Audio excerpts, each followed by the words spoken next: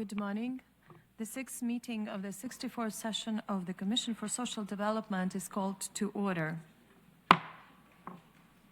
Excellencies, distinguished delegates, I invite the Commission to resume its consideration of Agenda Item 3C, entitled Emerging Issues, Eradicating Poverty and Ensuring Dignity through Resilient Care and Support Systems, in order to hold a panel discussion.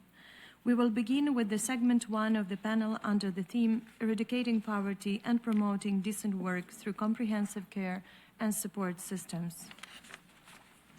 I am pleased to welcome the distinguished panelists of our discussion, Ms. Li Xin, Deputy Director General of the Ministry of Agriculture and Rural Affairs of China and Associate Researcher at the International Poverty Reduction Center, Ms. Shelley Ann Edwards, Director of Social Protection and Gender at the Planning Institute of Jamaica, Ms. Violet Shibutse, Founder Director at Shibuya Community Health Workers, and Ms. Lauren Whitehead, Social Protection and Gender Lead at the UNICEF Global Technical Team on Care and Family-Friendly Policies.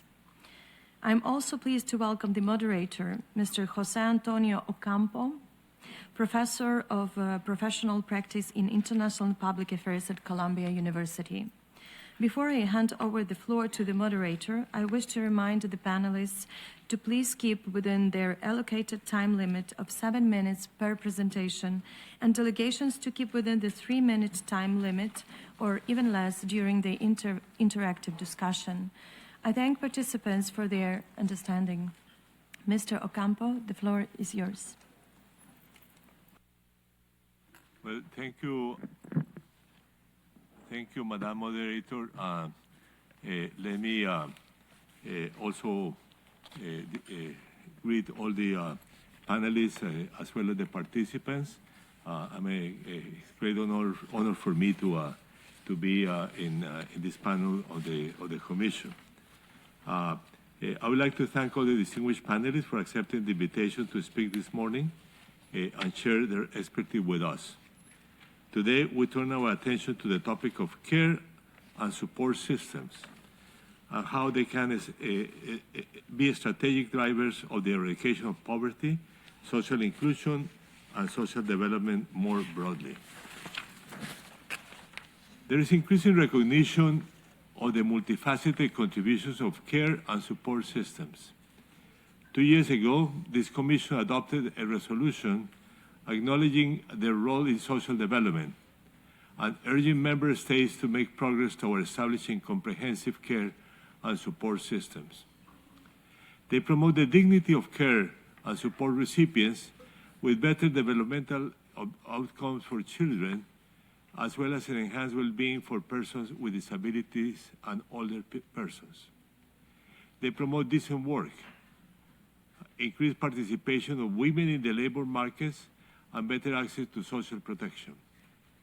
Successful care and support systems also require smart policy designs with focus on coordination across ministries, adequate and sustainable financing, and sustained political commitment. We will explore all these aspects in 2 segments of our panel discussion today. First, we will focus on eradicating poverty and promoting decent work through comprehensive care and support systems. This first segment will take a deep dive on the impacts of comprehensive care and support systems in the labor markets, both for paid and current unpaid care work. The panelists will discuss how comprehensive care and support systems contribute to social development by expanding opportunities for decent work and increasing access to social protection, with multiplier effects for poverty eradication as recognized by the Doha Declaration adopted by the member states during the Second World Summit for Social Development last November. Our speakers will address questions such as, first, what are the decent work opportunities unlocked by comprehensive care and support systems?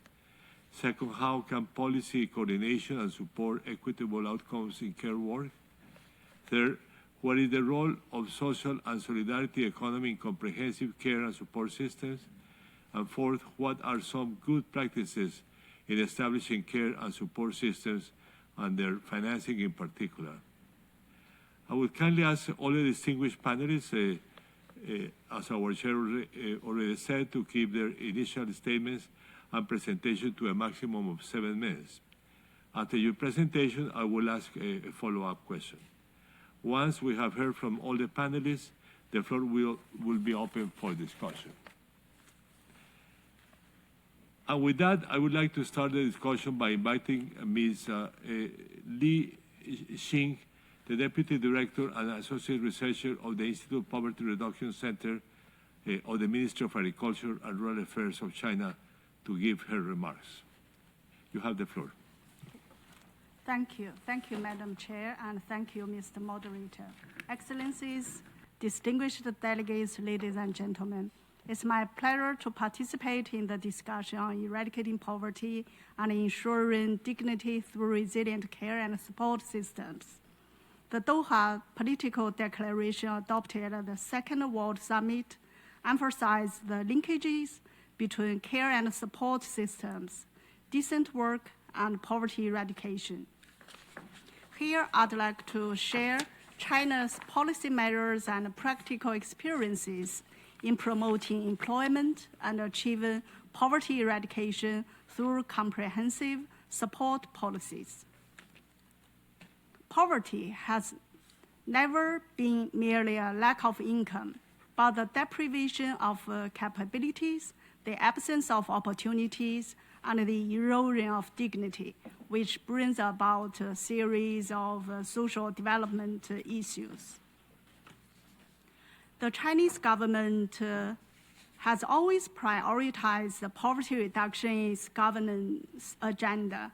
Since the reform and opening up in 1979, China has successfully lifted over 800 million people out of poverty, contributing more than 70% to global poverty reduction, particularly since the 18th National Congress of the ruling party in 2012. Chinese President, His Excellency Mr. Xi Jinping, he conducted an inspection tour to Hunan province. And you can see from the picture at the right, President Xi is sitting with an elder lady. She's from the minority group in Hunan, Miao ethnic group. And this old lady has, during her lifetime, hasn't had the chance to visit the nearby county. And she has no television in her house, so she didn't know President Xi. She asked, "Who are you?" So President Xi told, "I'm your public servant. Why are you calling my home? I'm here to see what can I do for you." So by that year, he initiated the targeted poverty alleviation. So for the first time in China, we achieved accurate poverty identification. So for all our developing countries, we share the same challenge. We have limited resources to find out who is poor and allocate the necessary assistance to the identified impoverished population is of vital importance. So after 8 years of fight, by the end of 2020, China won the battle against poverty. We eradicated absolute poverty and achieved the #1 goal of the UN 2030 agenda 10 years ahead of schedule. So when I meet with my peer colleagues from African countries, from our neighboring Southeast countries, they always ask me one question: what's your secret? How did you do that? So I always tell them that we transmit the political commitment of our top leaders into action. So President Xi led the fight against poverty, and we find each and every impoverished people in China. We establish a national database covering all the poor households, and we identify the root causes of poverty. We designate the personnel to help them. We all in all find out there are 128,000 poor villages in China. Each and every village, we send working team. So the working team will work there, live there with the fellow villagers. And after 2 to 3 years, when this village escape poverty, they will go back to their original position. So through all these measures, we eradicated absolute poverty. So what is targeted poverty alleviation strategy? This means we targeted at the identified poor. We precisely make the project is a tailor-made one, suited to their challenges. And also the measures and personnel dispatch, they are also implemented in a measurable way. So what are the 5 approaches? First, we boost the economy to provide more job opportunities. This is the main theme of today's discussion. I'll elaborate a little bit later. So in poverty alleviation policy system in China, poverty alleviation through employment plays a very important role. We establish a precise employment assistance mechanism, focusing on accurate survey, training, supply and demand matching, the policy implementation. First, efforts are made to conduct accurate surveys and improve the employment information, supply and demand database for the labor force that has been lifted out of poverty. Second, efforts are made to achieve precise matching and promote the orderly transfer and employment of the impoverished labor force. According to our National Statistics Bureau, we have maintained the employment scale of 30 million labor force from the registered impoverished population in the past 5 years. So each year we maintain the scale of employment. Otherwise, they will fall back to poverty. So the support and care system played a very important role in this regard. Third, efforts are made to implement targeted policies and prevent employment stability risks.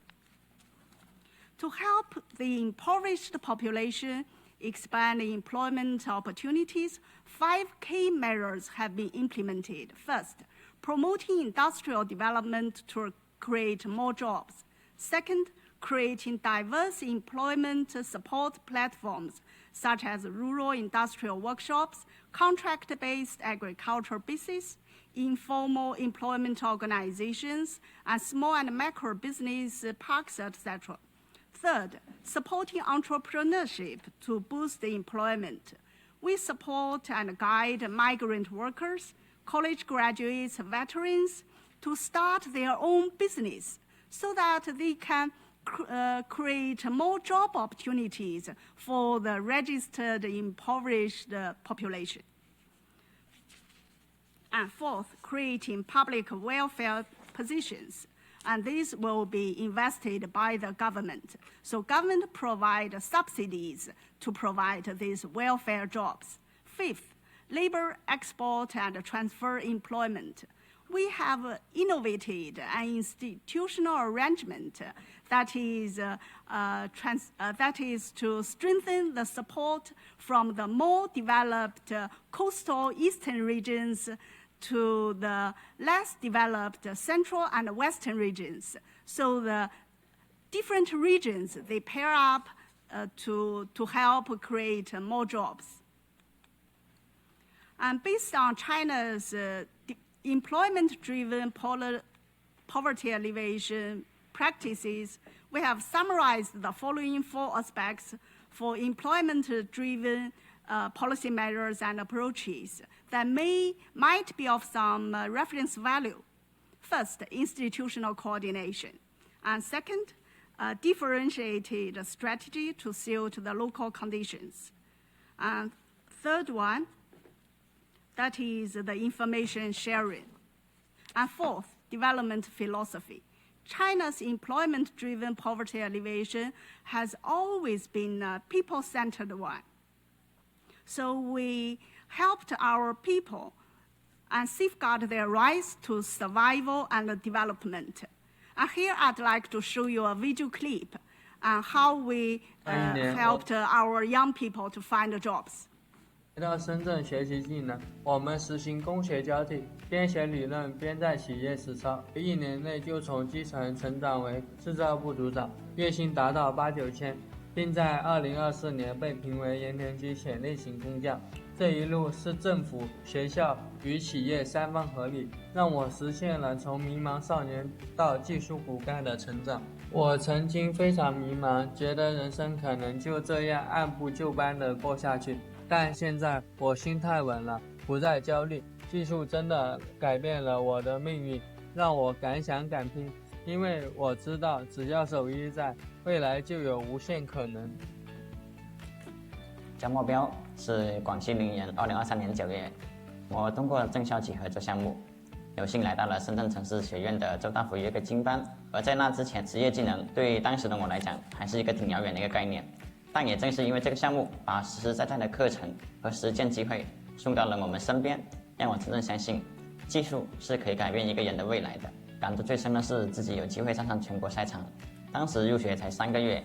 第一次代表学校参加非国全国宝石周末工大赛，就拿了3等奖。2024年的时候，再次获得3等奖，这就是正校企给我的成长加速度。而后面我希望继续参加比赛，提升自己的技艺，将来也能像曾经指导我的老师一样，去帮助更多学技能的年轻人。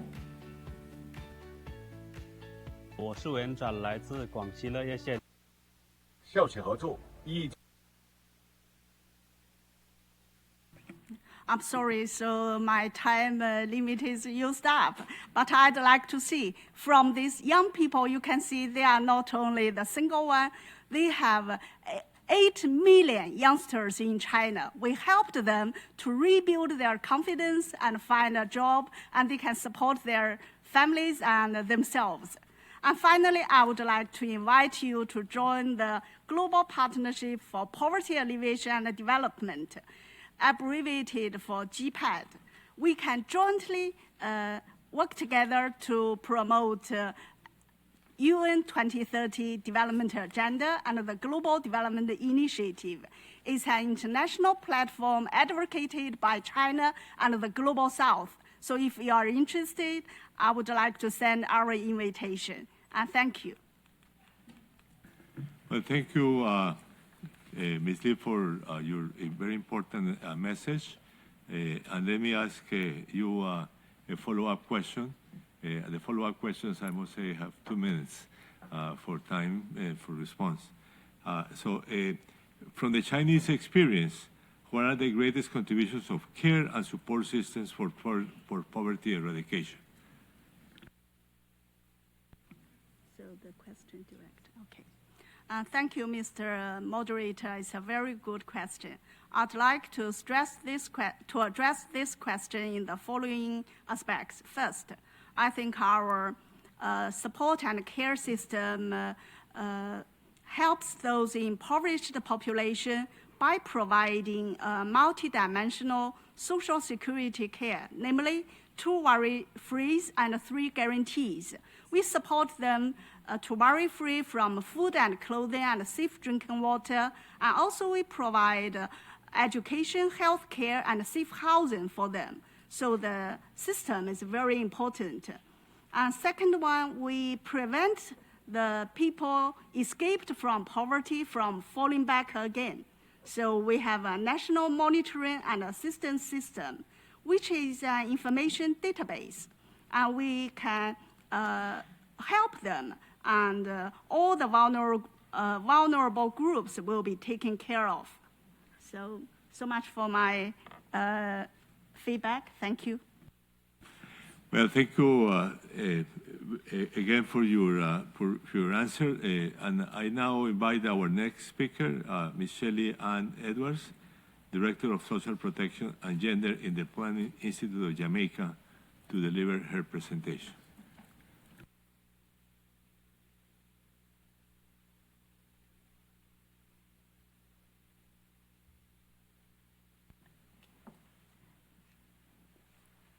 Thank you, Mr. Moderator, Chair, distinguished ladies and gentlemen, good morning. Greetings from Jamaica, on behalf of the Planning Institute of Jamaica and the Government of Jamaica. Thank you for this opportunity to be a part of this distinguished panel and the discussion.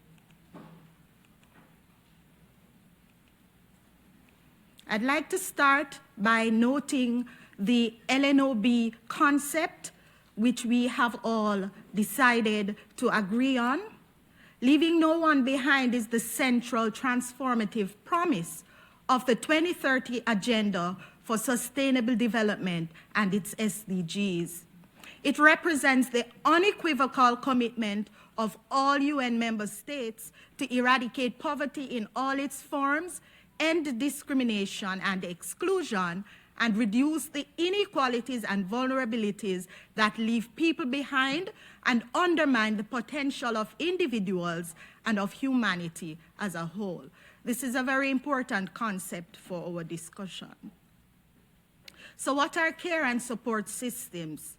Historically, they are cultural phenomenon that evolved from home and community to a broader, more complex care economy.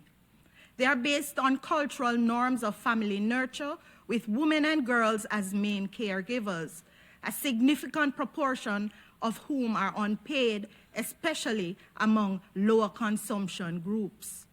The care economy now embraces homes, communities, business interests, producers, service providers, with the government, the private sector, and non-government organizations being partners. So why are comprehensive care policies and systems important? They're important because of demographic trends across Latin America and the Caribbean region. Comprehensive systems for care are becoming integral to social protection and development.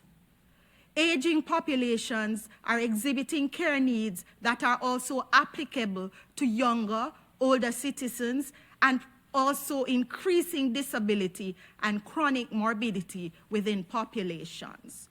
Labor market opportunities require various levels of skills and specializations. They are important also because of our national and global commitments to rights-based approaches to social protection and poverty reduction, in keeping with LNOB and the SDGs. So we see there is an increasing youth, working age, and elderly population, and a declining child population.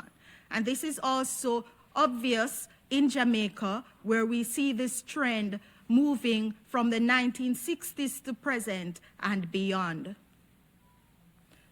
These are my key takeaways. Care and support systems are dynamic and they are country-specific. Policy framework is absolutely critical for a common definition of care and support, to enhance coordination, to define roles, to ensure policy coherence, and to define financing modalities. Care systems should take advantage of cultural affinities for care, support training, certification, and remuneration without discounting the social value of unpaid care services for family and community cohesion. It is important to support decent work, poverty reduction, social protection, and ensure no one is left behind in development.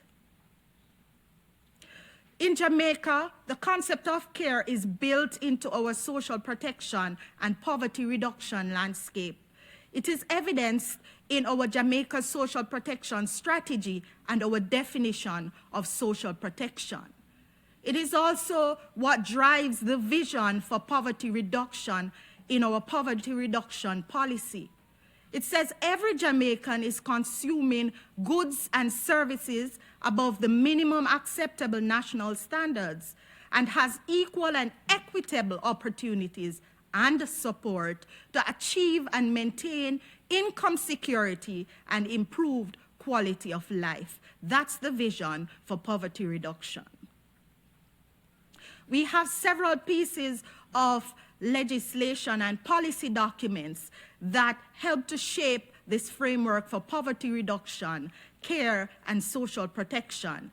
These include our social protection strategy, our policy on poverty and national poverty reduction program, the recently launched multidimensional poverty index, and we also developed a national poverty reduction LNOB toolkit, all within the framework of Vision 2030 Jamaica, our National Development Plan, and the SDGs.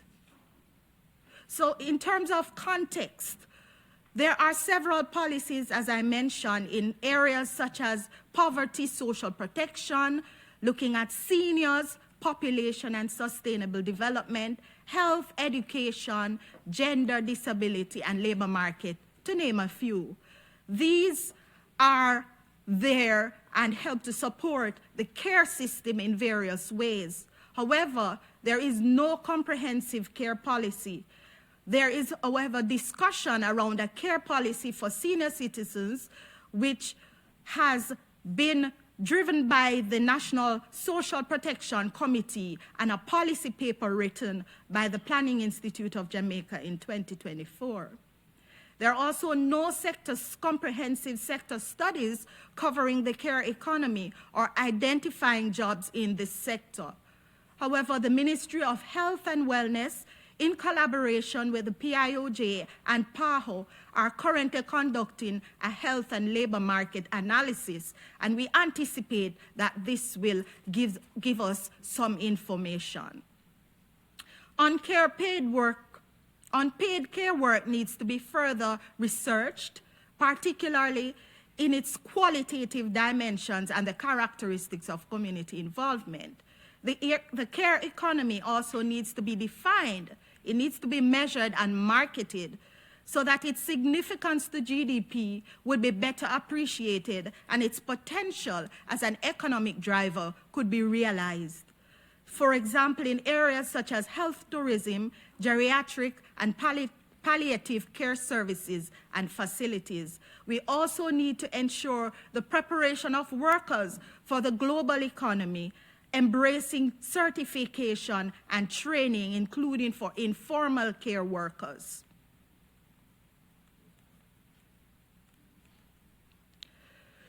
We could consider a program for home caregivers with training and certification, including psychosocial support and stipend, as a possibility for supporting poverty reduction and decent work in this area.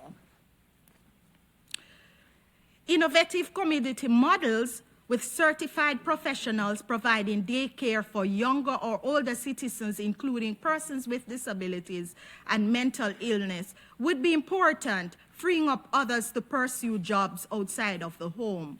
We also need to look at reframing gender socialization regarding care through public education and so on. We also need to ensure that we underscore employment opportunities in this sector, and poor households can tap into these. Decent work approaches and the just transition of jobs for the green economy may impact greater labor market participation, and the care economy would be poised to create some of these jobs. Just a minute on financing. All financing modalities are country-specific and will need to be innovative and accountable. And all models, of course, will have challenges to be surmounted. Governments can look at taxation systems, other sources of revenue, social security programs, including investment in social security funds, long-term care insurance and national health insurance provisions, social welfare provisions, social community care models, as well as enhancing government budgets through economic growth and increased partnerships. At the citizen level, private wealth, social security contributions, and government social assistance protection will be important. I thank you.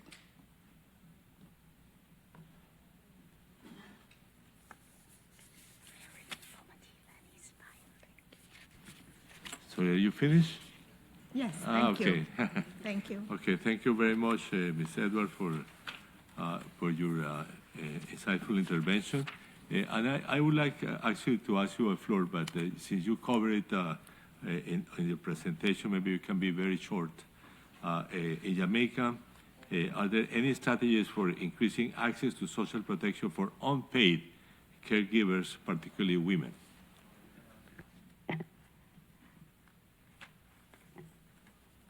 Okay, strategies for increasing provisions for care workers in the informal sector.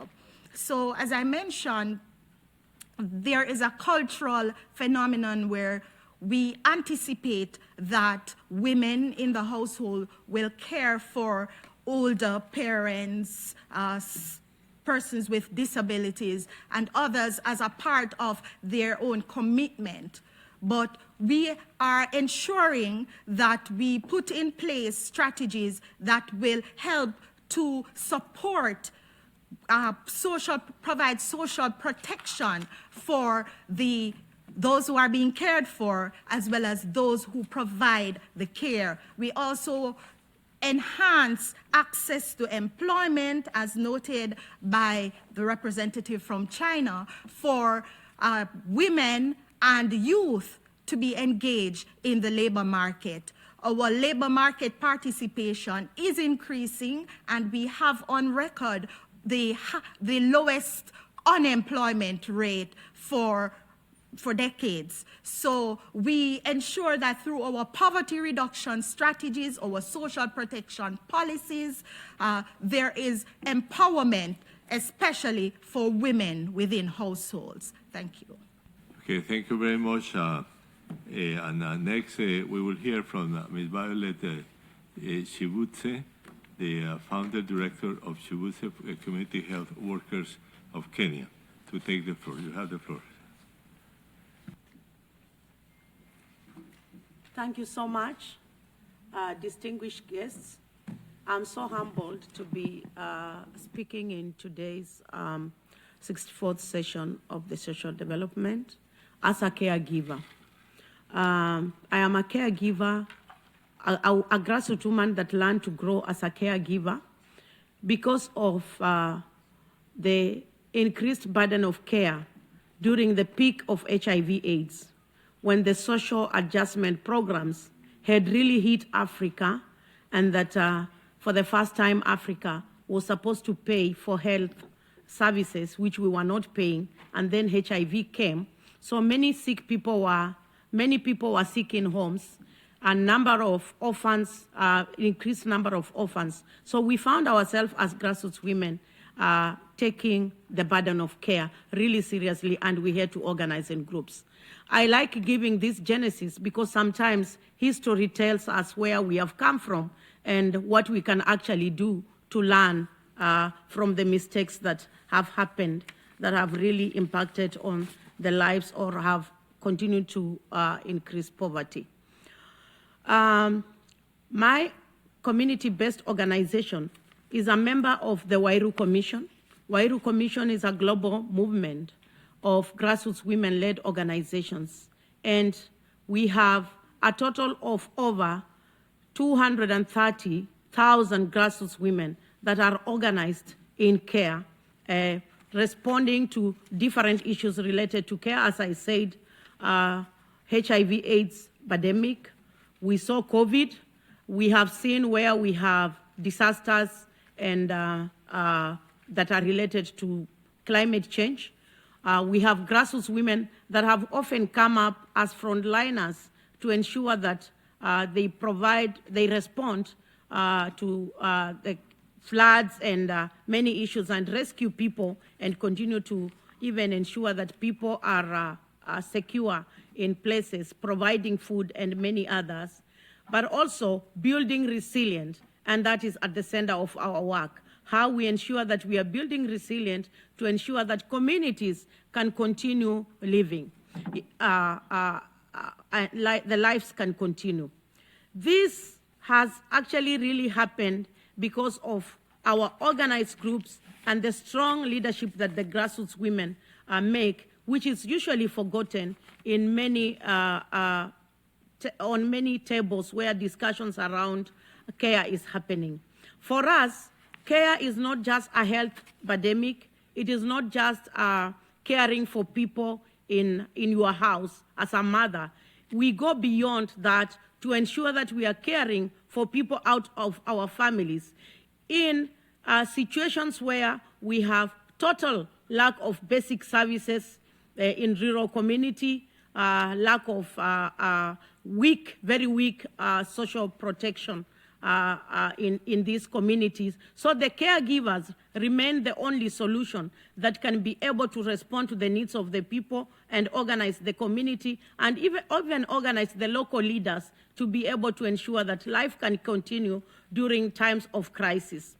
This is not actually something that is really easy, because usually when we are discussing issues around poverty, the kind of poverty that we experience as grassroots women, the kind of support that we provide in communities, discussions around poverty do not speak in coherent with the issues that we are facing at the community level.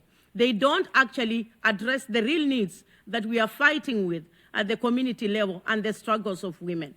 We have been able to actually really bring out the issues that sometimes are not seen. Like, for example, when you are talking about care, you don't see the farmer in it. For us in Africa, if you are a caregiver, you are not just going to give food, but you are supposed to produce food in a farm and be able to continue doing all the processes until the food comes to the table. This is something that is really not usually acknowledged when we are talking about the role of women in care. In 2006, we led a big study called Compensation for Contribution of Grassroots Caregivers.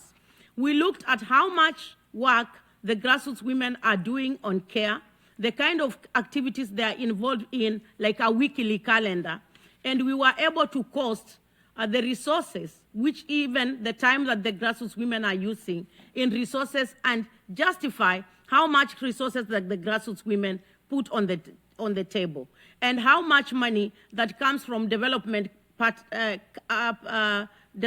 partners to support care. And for sure, we had a very huge gap on the invisible resources that the grassroots women are contributing day to day in care that no one talks about. Instead, the people that are counted are the other people that whatever they put in, like money directly, but not all this time that the women are doing in this service that is voluntary.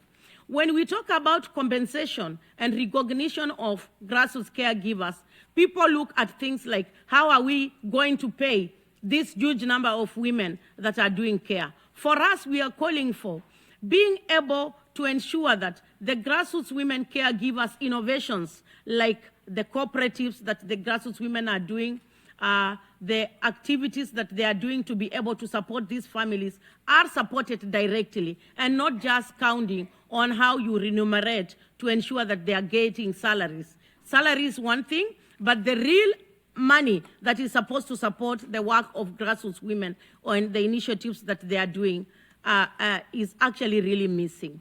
The grassroots women are organized. Sometimes people say that we are fragmented, we work in small groups, but we have built very strong alliances that make us be able to get coordinated. Currently, as we speak, we are members of the Global Alliance on Care through Wairu Commission, where we amplify the voices of grassroots women caregivers. We also shape the agenda of caregiving. We have led discussions like 2024, we organized a very big forum that brought together development partners and caregivers in a global summit to show the contribution of caregivers and even look at the current trend of development, the current trend of where money is going to support communities and what are the needs of the communities. And it actually really went very well to inform how planning can happen. These are some of the things that we would really wish to continue doing even with our governments. But the spaces for grassroots caregivers to engage with governments, the spaces for grassroots women to engage in a more comprehensive way, not just sharing a testimony, I'm a caregiver, I care for this number of people, and putting us in the vulnerability, like you are helpless woman struggling there, but where you can be able to show the leadership of grassroots women as caregivers and the transformation that we are making in communities every time, these are the spaces that are missing. Usually we come as just targets in development. The grassroots women role in caregiving cannot continue to be looked at as targets, as vulnerable. We need to be looked at what kind of leadership are we providing in the community, and how can we tap in this leadership in the discussions around poverty eradication?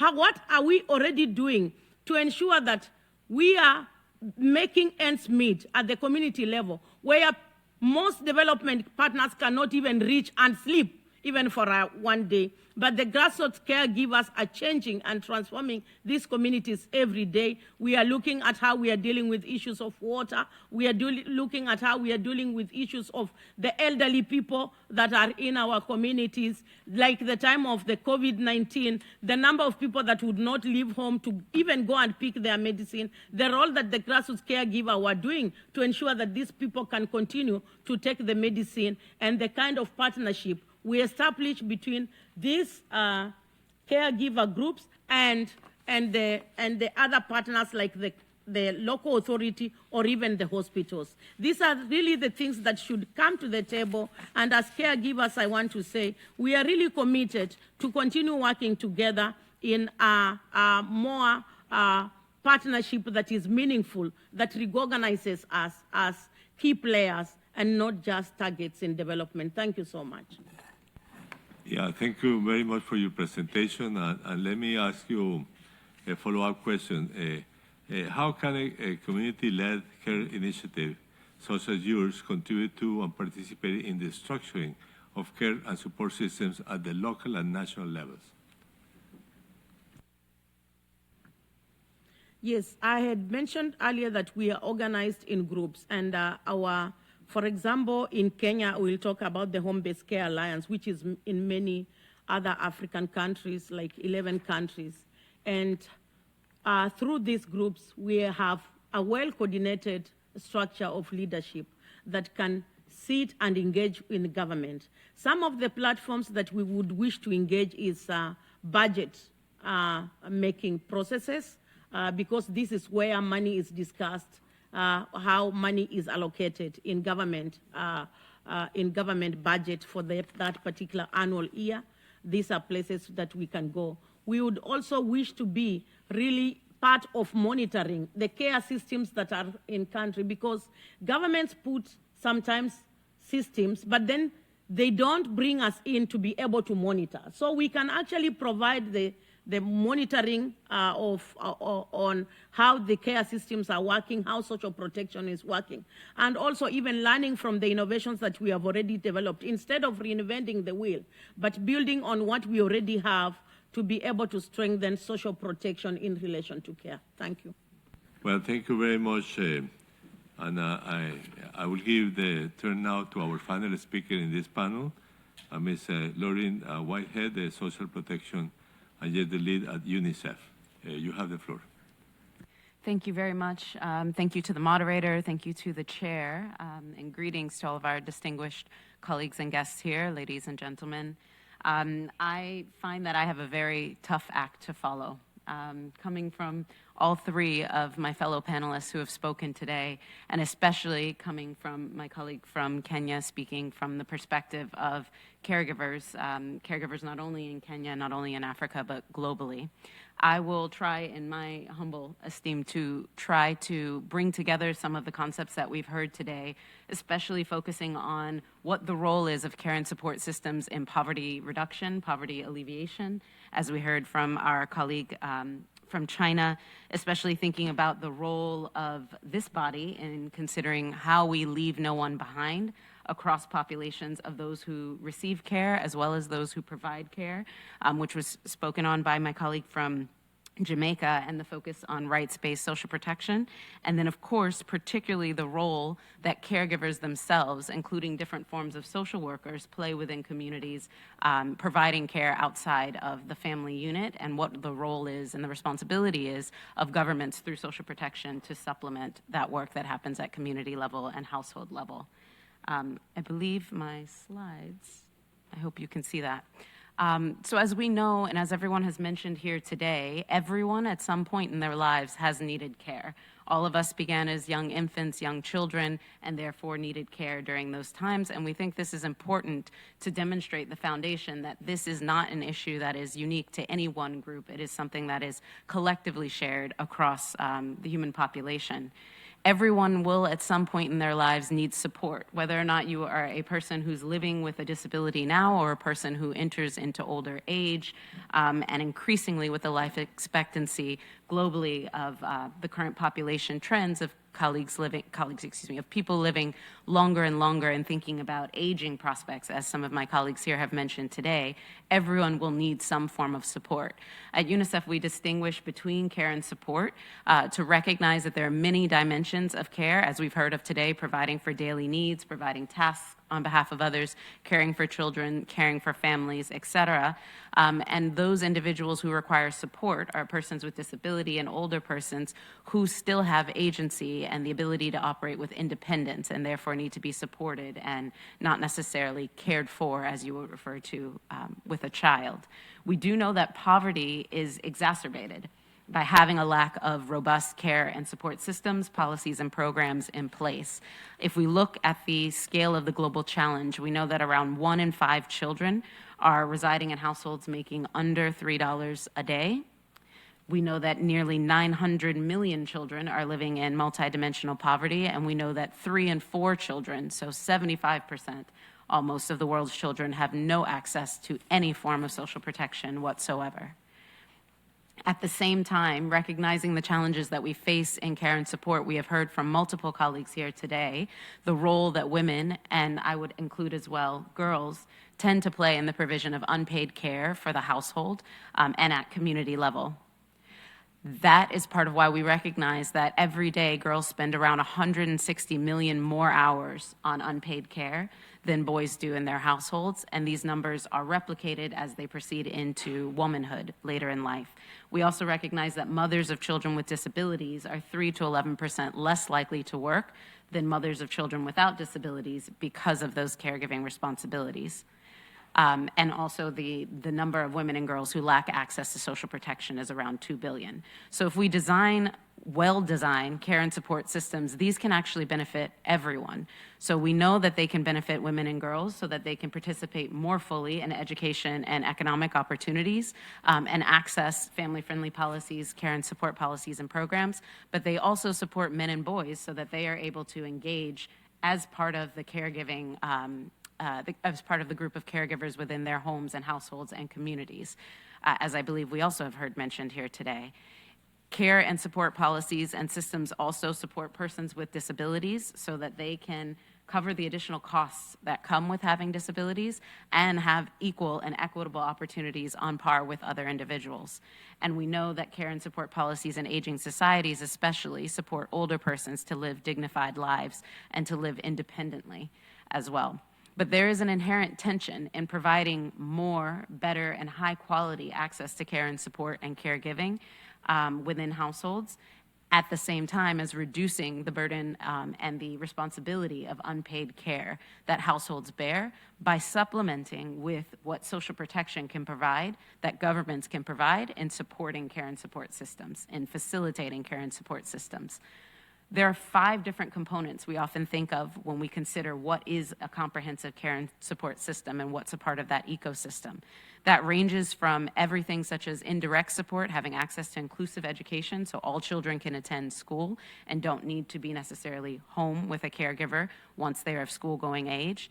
That's around social norm support, as we've heard mentioned today here, the gender implications, for example, the age implications as it relates to understandings of cultural sensitivities and affinities around caregiving, legal and policy support, for example, job protections, access to family-friendly policies so that when you do have a child, for example, you are able to go back to work, direct support, which can be in the form of personal assistance, assistive technologies for persons with disabilities, or access to childcare, affordable, subsidized childcare, which we know is a key burden that many families face around the world, and of course, financial support, which is a pinnacle of social protection, having access to child benefits, maternity benefits, disability benefits, family allowances that enable households to provide care in the ways in which are most culturally and relevant and appropriate for them in their households. Therefore, we truly believe that social protection is a fundamental building block of multi-sectoral care and support systems. When we talk about social protection as a fundamental building block, we do not disregard other sectors and the key contributions from the health sector, from the education sector, et cetera. But we do know that integrated social protection is foundational. If you think about this from a perspective of policies, programs, delivery of social protection, and of course the human element, especially through the social service workforce, you see that social protection is able to provide many of the key elements that we would expect to be a part of a functioning care and support system, particularly when that is well integrated into social protection. So it's not an add-on, it's not an additionality, but it is part of the system. And being able to provide the financial support, being able to provide linkages to the direct support, et cetera, that families need, that households need, and that communities need in order to provide care and support. If we look at a social protection framework and we consider some of those key elements that you would tend to see in a well-integrated social protection framework, for example, access to national insurance, access to family allowances, access to employment, jobs, and skills, as we have heard today, you see how the care and support system intersects so closely with that very same system. So in providing support for subsidized childcare, for example, in providing a policy foundation and framework for job protections, for access to national paid parental leave, and in providing access to things like disability benefits and maternity benefits, as I've said. So these two very much dovetail together in a quite integrated fashion. I will close just by mentioning a bit on the social service workforce. As my colleague from Kenya has mentioned here today, there are many different forms and shapes that caretakers and caregivers take within different communities and at societal level. One particular permutation of this is in the social service workforce, which is the cadre of individuals who are employed as social workers by the government, but can also be community-based social workers. These individuals are critical to the provision of care and support systems, not only for the direct caregiving that they can provide, but also for the referrals, the linkages, and the resources that they provide at community level, which is why there needs to be increased financing, supporting, and budgeting of the social service workforce through national governments and through local governments, whether that workforce is national in nature, local in nature, or community-based in nature. I won't go into detail here because I want to ensure that we have plenty of time for discussion, but I thank you for your time and I appreciate the comments and questions that will follow. Thank you very much. Well, thank you very much. And let me ask you a follow-up question. A family-oriented lens is crucial for the successful care and support system. How does this translate into the design of social policies? The family lens and how this relates to the design of social policies. Yes, happy to speak to this.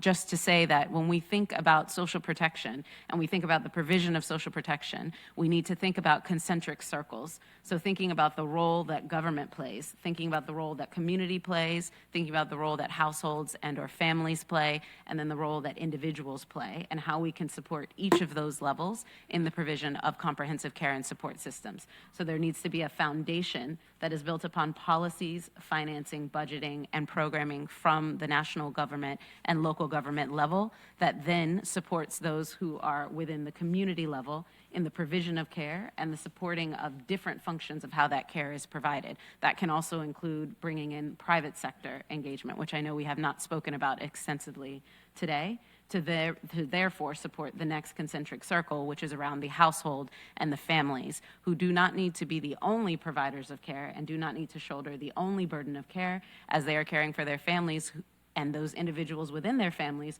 who will become active economic agents, active societal agents, et cetera, that contribute to the wider fabric of society, which is why we believe that this is a duty and a responsibility of governments as much as it is of individuals in their households and their families to provide for caregiving policies and programs.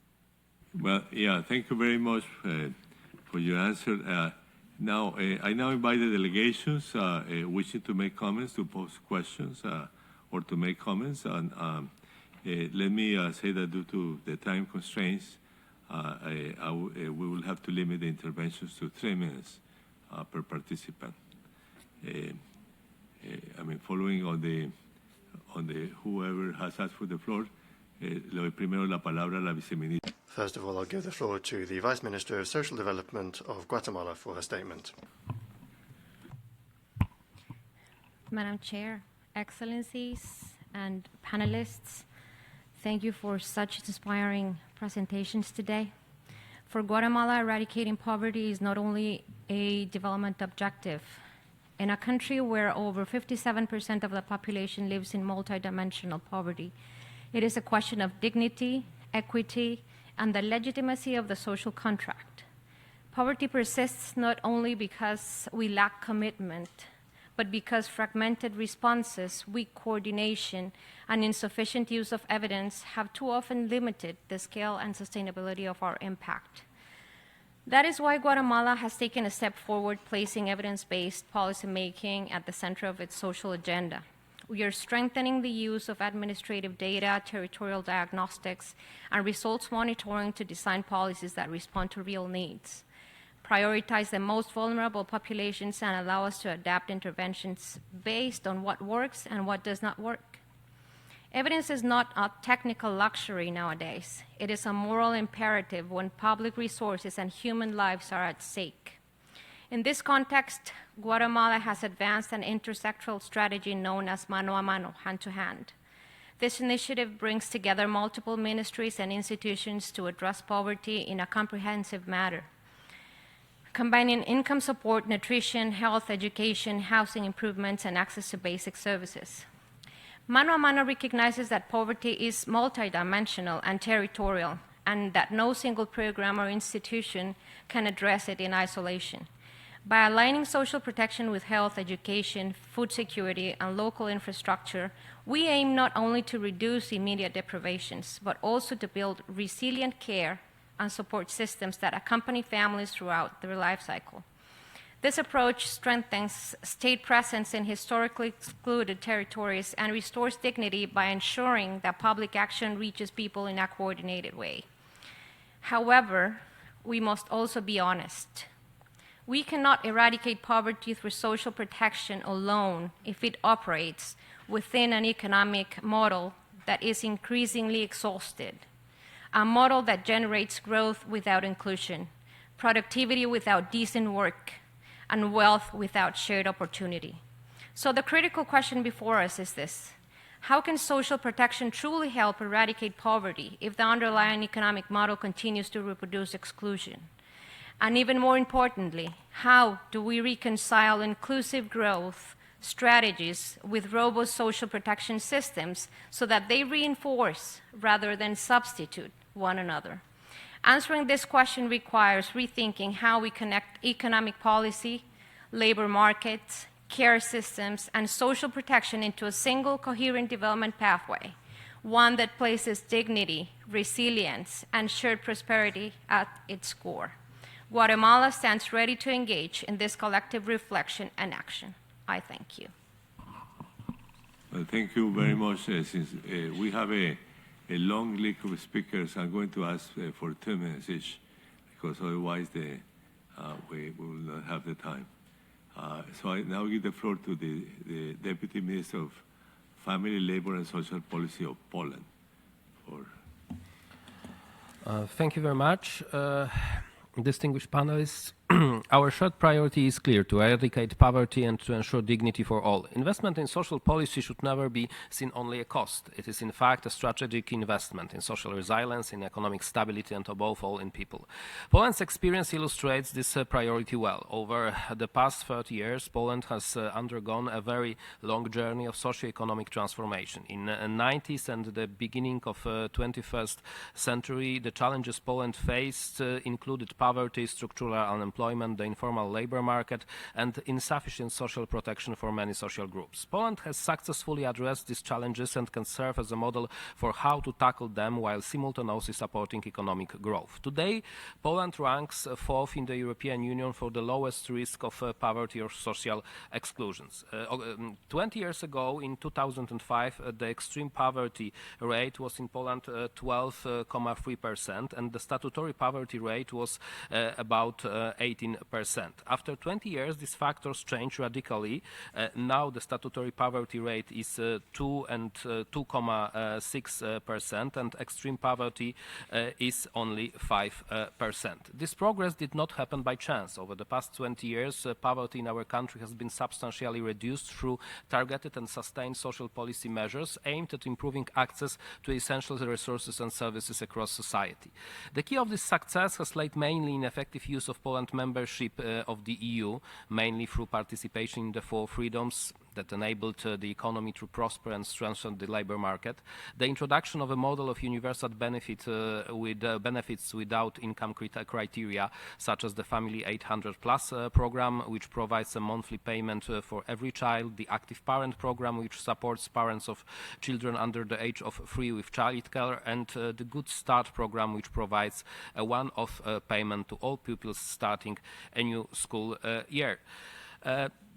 The next factors were the introduction of new benefits dedicated to older people, like a flagship program, a widow pension dedicated to widowers and widows, or additional every year pension, and also a labor market policy that maintains a high level of the minimum wage relative to average wage, thereby reducing in work poverty, because the minimum wage to the average wage in Poland exceeds 50% of the average salary.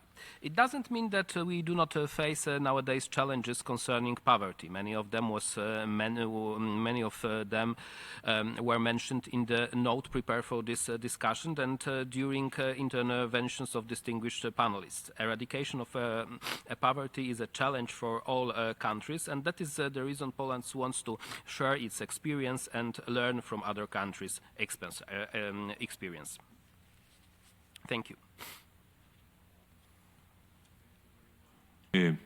I now give the floor to the Deputy Minister of Labor and Social Protection of Population of Azerbaijan.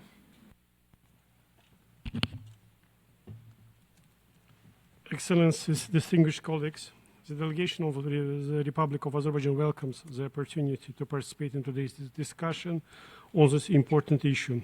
In an era of deepening globalization, the international community continues to face an expanding range of interrelated challenges, including armed conflicts, climate change, economic volatility, and rapid technological transformation. These developments increasingly affect social cohesion, labor markets, and the resilience of national social protection system. In this context, strengthening inclusive and sustainable social protection system remains a central priority of Azerbaijan national policy.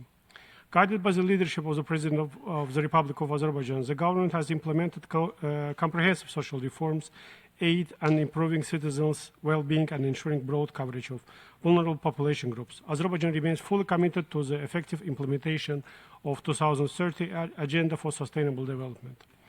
The objective of ending poverty in all its forms and is at the core of Azerbaijan development strategy, as I mentioned.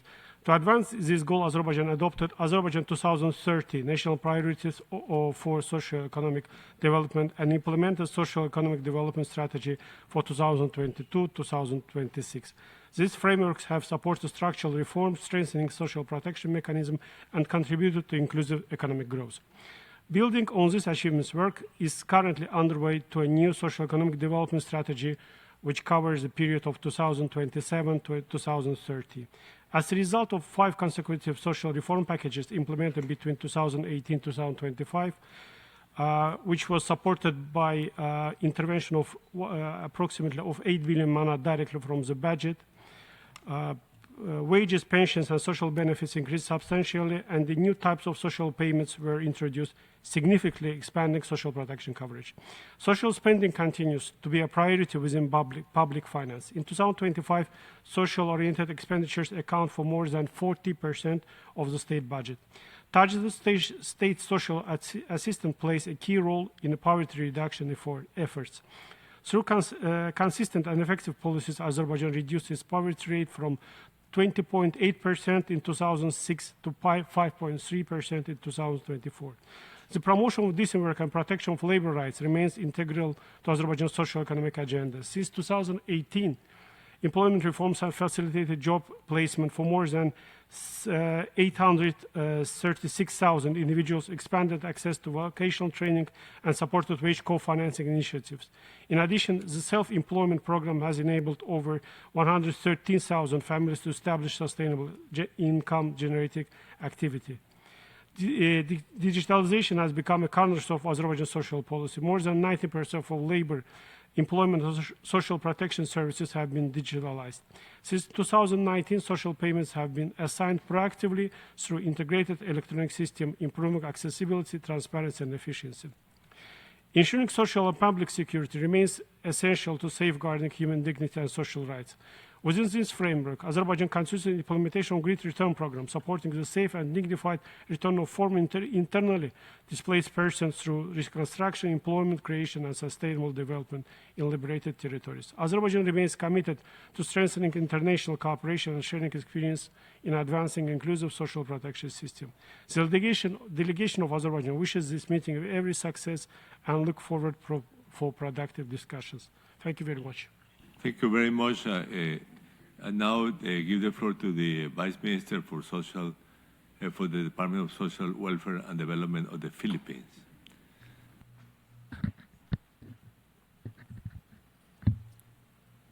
Thank you, Mr. Moderator. Madam Chair, Excellencies, distinguished delegates, colleagues, the care economy is the invisible backbone of our societies and labor markets. Yet care work, whether paid or unpaid, continues to be undervalued and underprotected. From the Philippine perspective, advancing the social dimension of the 2030 Agenda requires comprehensive care and support systems at the center of development policy, not only as social protection measures, but as engines of decent work, gender equality, and poverty eradication. Comprehensive care and support systems unlock significant opportunities to decent work across the life course. When care services are recognized, professionalized, and adequately supported, they generate employment that is dignified, stable, and socially essential. In the Philippines, care-related work absorbs a large share of women's labor, both at home and overseas. Strengthening care systems therefore expands labor force participation while easing the unpaid care burden that continues to limit women's economic choices. Care investments function simultaneously as labor market policies, human capital investments, and gender-responsive interventions. The Philippine experience underscores the value of a whole-of-government approach that ensures care workers and care-dependent populations are visible to the state and able to access protections across institutions and life stages. Coordinated governance also reinforces the recognition of care workers not only as beneficiaries, but as contributors to nation development. Persistent gender inequalities within the care economy must also be addressed. Women continue to carry the bulk of unpaid care work and remain overrepresented in lower-paid care occupations.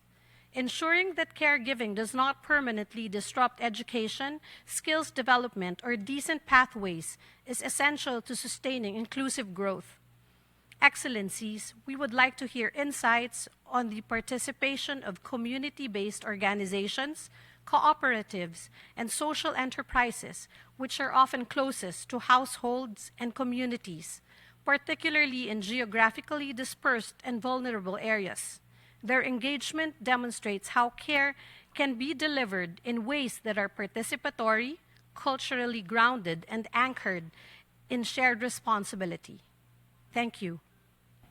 Thank you very much. I'm going to give the floor now to the representative of Qatar, followed by Chile and Cuba, and then we'll continue with the following participation. So please, really, given the time constraints, keep the interventions to a maximum of 2 minutes.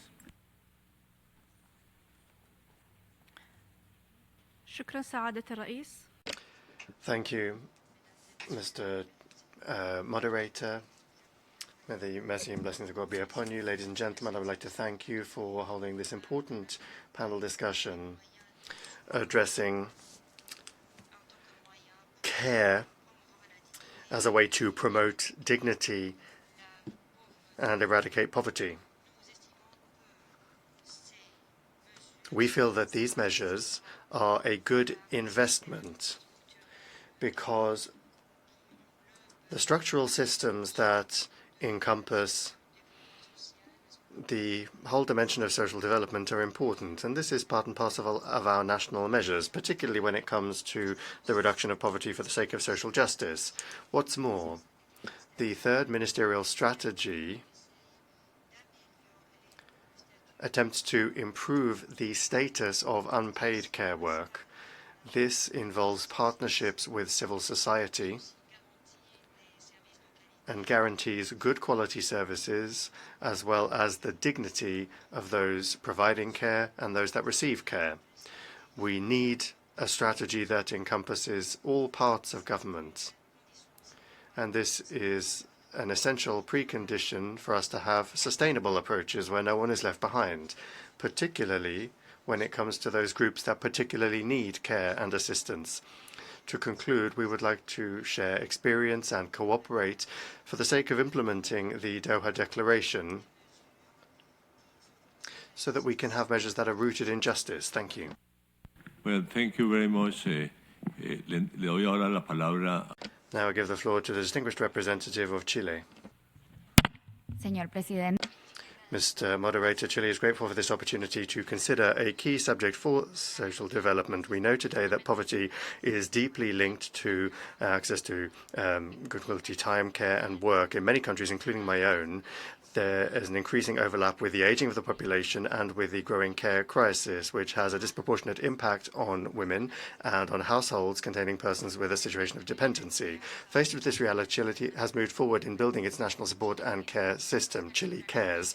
It provides services for people with functional dependencies and also support for those providing care, particularly women, in terms of healthcare, social protection, employment, and life cycle support.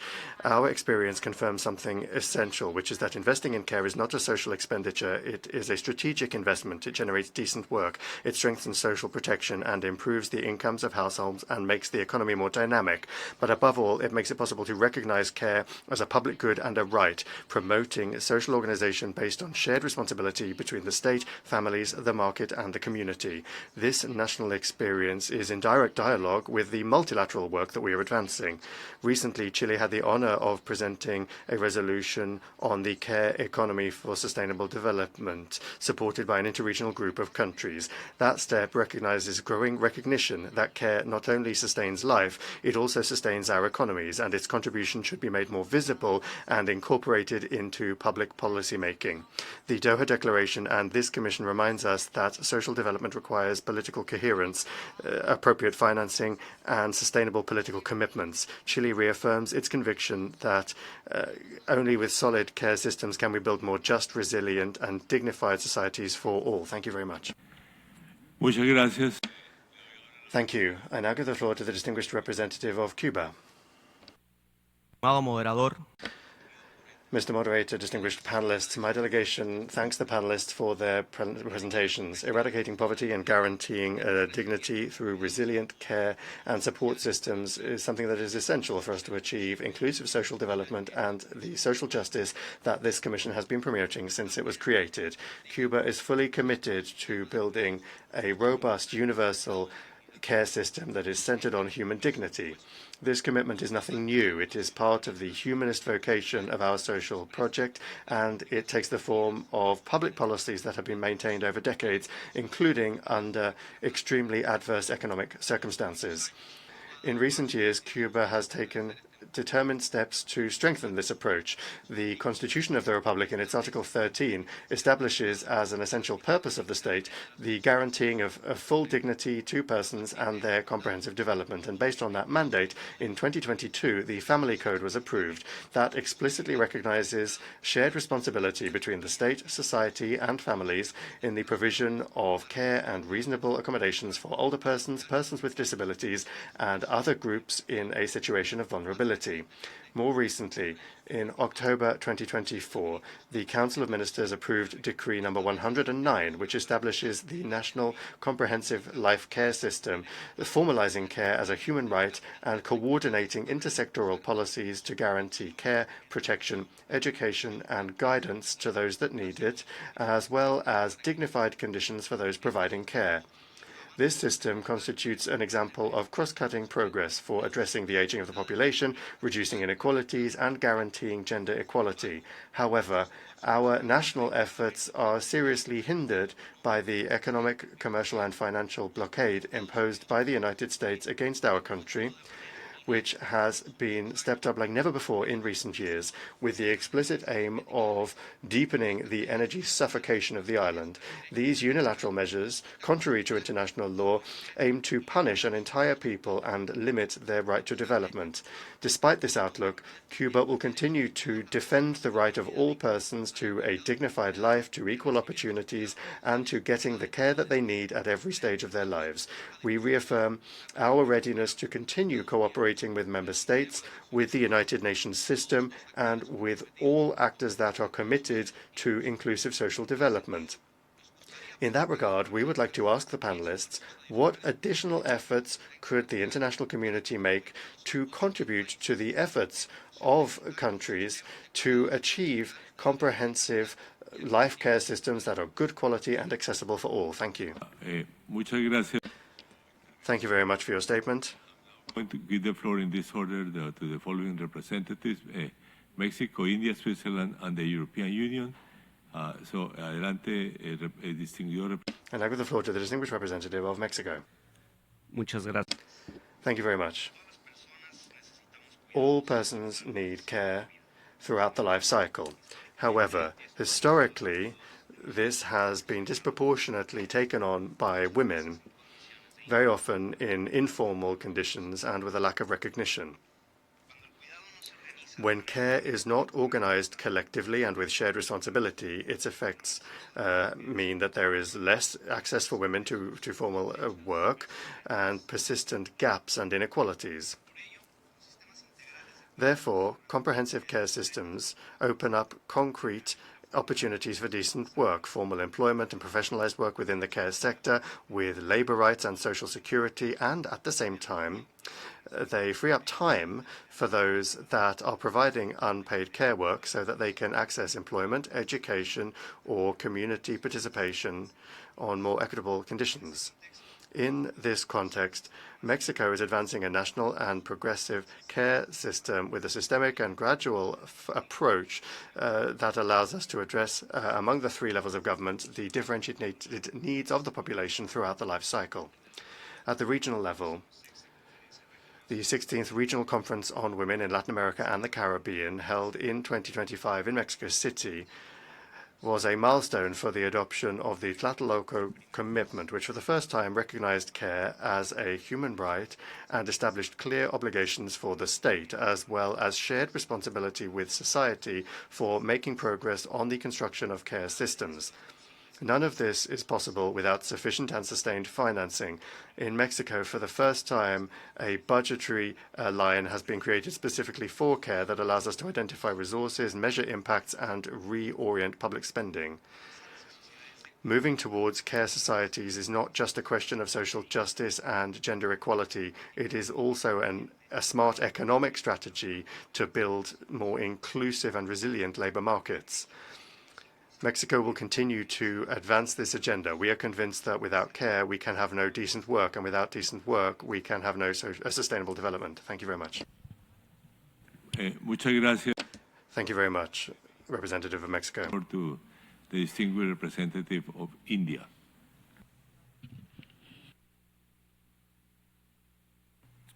Honorable Chair, Excellencies, distinguished delegates and panelists. Building resilient care system means creating structures that protect dignity, ensure inclusion, and empower all citizens. In the context of India, National Social Assistance Program, Jeevan Jyoti Bima Yojana, Suraksha Bima Yojana, Shram Yogi Man Dhan Yojana, Atal Pension Yojana have ensured the health and accidental insurance and old age pension and assistance for millions of citizens. 706 senior citizen homes, mobile medical units, physiotherapy clinics, and physical aids under Atal Vayo Abhyuday Yojana strengthens support for senior citizens. Expanded healthcare coverage under Ayushman Bharat now ensures free treatment for all aged 70 years and above. 865 one-stop centers, 412 Shakti Sadans, about 15,000 women help desks in police stations, and 827 anti-human trafficking units create safe and enabling environments for women in distress, including survivors of trafficking. Residents receive shelter, food, clothing, primary health facilities, and other essential items, showing a continuum of care that restores dignity and safety. The scheme for economic empowerment of denotified, nomadic, and semi-nomadic tribes facilitates their holistic development through self-help groups, educational coaching, access to health services, and housing. So far, nearly 3,500 self-help groups with approximately 50,000 members have been formed, enabling historically marginalized communities to achieve economic resilience. PM Daksh empowers youth and adults from marginalized communities, including waste pickers and persons with disabilities, through skill development and vocational training, connecting them to jobs and self-employment opportunities. As already highlighted in the earlier interventions, Ayushman Bharat remains an impressive achievement. As the world's largest publicly funded health insurance scheme, it provides comprehensive medical care coverage to nearly 550 million individuals, with special focus on socially and economically disadvantaged populations, reinforcing equitable access to health care as a cornerstone of social development. These initiatives illustrate India's whole of life cycle, whole of society approach, linking protection, care, livelihood, and skill development. By centering policies on dignity, safety, and empowerment, India is building care systems that are equitable, sustainable, and resilient, ensuring no one is left behind. So I had one question to Ms. Shelley and Edwards from Jamaica. Are there separate care and support systems for children in conflict with law? Thank you. Thank you very much. I now give the floor to the distinguished representative of Switzerland. Monsieur le modérateur. Mr. Moderator, I have the honor to speak here today as the Swiss Youth Delegate to the United Nations. I would like to highlight an aspect of poverty that is often forgotten or overlooked, but which nevertheless affects around 500 million people every month. I'm referring here to those affected by period poverty, which refers to insufficient access to menstrual hygiene products and education on this subject. It's estimated that around 2 billion people worldwide menstruate. However, millions of them cannot afford to buy menstrual products or do not have access to clean water and adequate sanitation facilities to manage their menstrual health in good conditions. Although it is still highly stigmatized, menstruation is a natural process experienced by a quarter of the world's population. However, this topic remains taboo in many societies and in certain cultural or social contexts. Some people who menstruate, especially girls, may be marginalized, prevented from participating in social life, or limited in their activities. This can lead to absenteeism from school, widening the gender gap in education. In addition, education about the menstrual cycle remains rare in many contexts. According to UNICEF, a large minority of girls are informed, only a large minority are informed about menstruation before their first cycle. Imagine the fear of an 11-year-old girl who bleeds for the first time and does not know why. Menstrual insecurity is no longer considered a hygiene issue, but a structural health issue. It's time to take action and recognize the humiliation suffered by people who menstruate without access to appropriate products and conditions. And I'd like to conclude with 2 examples of action in my country. Since 2020, it has been common practice in Switzerland to distribute free menstrual products in schools and official institutions. And secondly, there is the reclassification of menstrual products from luxury items to essential items for tax purposes. And this has been a major step forward in making them more accessible, especially for low-income households. These examples show that together we can break the taboo surrounding menstruation and put an end to period poverty. Education, the distribution of menstrual product kits, and the destigmatization of this topic should serve as the basis for a change in mindset that is also needed in national policies. Thank you. Thank you very much. Now give the floor to the distinguished representative of the European Union. Thank you, Honorable Chair. As many of the distinguished panelists mentioned, globally, unpaid care and domestic work, predominantly carried by women and girls, remain an essential yet overlooked economic activity. Paid care work, meanwhile, continues to be often undervalued and subject to high job strain and difficult working conditions. These gaps contribute to the feminization of poverty, unequal access to decent work and social protection, as well as unequal pay for work of equal value. To address these challenges, the European Pillar of Social Rights affirmed the right to healthy, safe and well-adapted work environment and addresses the need for work-life balance to ensure that both women and men with caring responsibilities have equal access to suitable leave, flexible working arrangements, care-related social protection, adequate pensions and access to care services. At the multilateral level, we welcome the recent positive development of adoption of the resolution of the contribution of the care economy to sustainable development and are looking forward to the related report of the Secretary General that will complement the currently ongoing work within the United Nations to recognize the care economy as a macroeconomic driver of inclusive and sustainable growth. I would like to ask the panelists how we can address the feminization of poverty through resilient care and support systems. Thank you. Thank you very much. I'm going now to give the floor to the panelists, but really due to time constraints, just 1 minute each, please. So first of all, Ms. Lee. Okay. Thank you, Mr. Moderator. I listened carefully and attentively to the remarks and observations made by the distinguished delegates, and I would like to give my short feedback. Actually, I think why there are some social issues are not addressed, the reason actually is very simple. According to our research, the reason is that the policies are not pro-poor.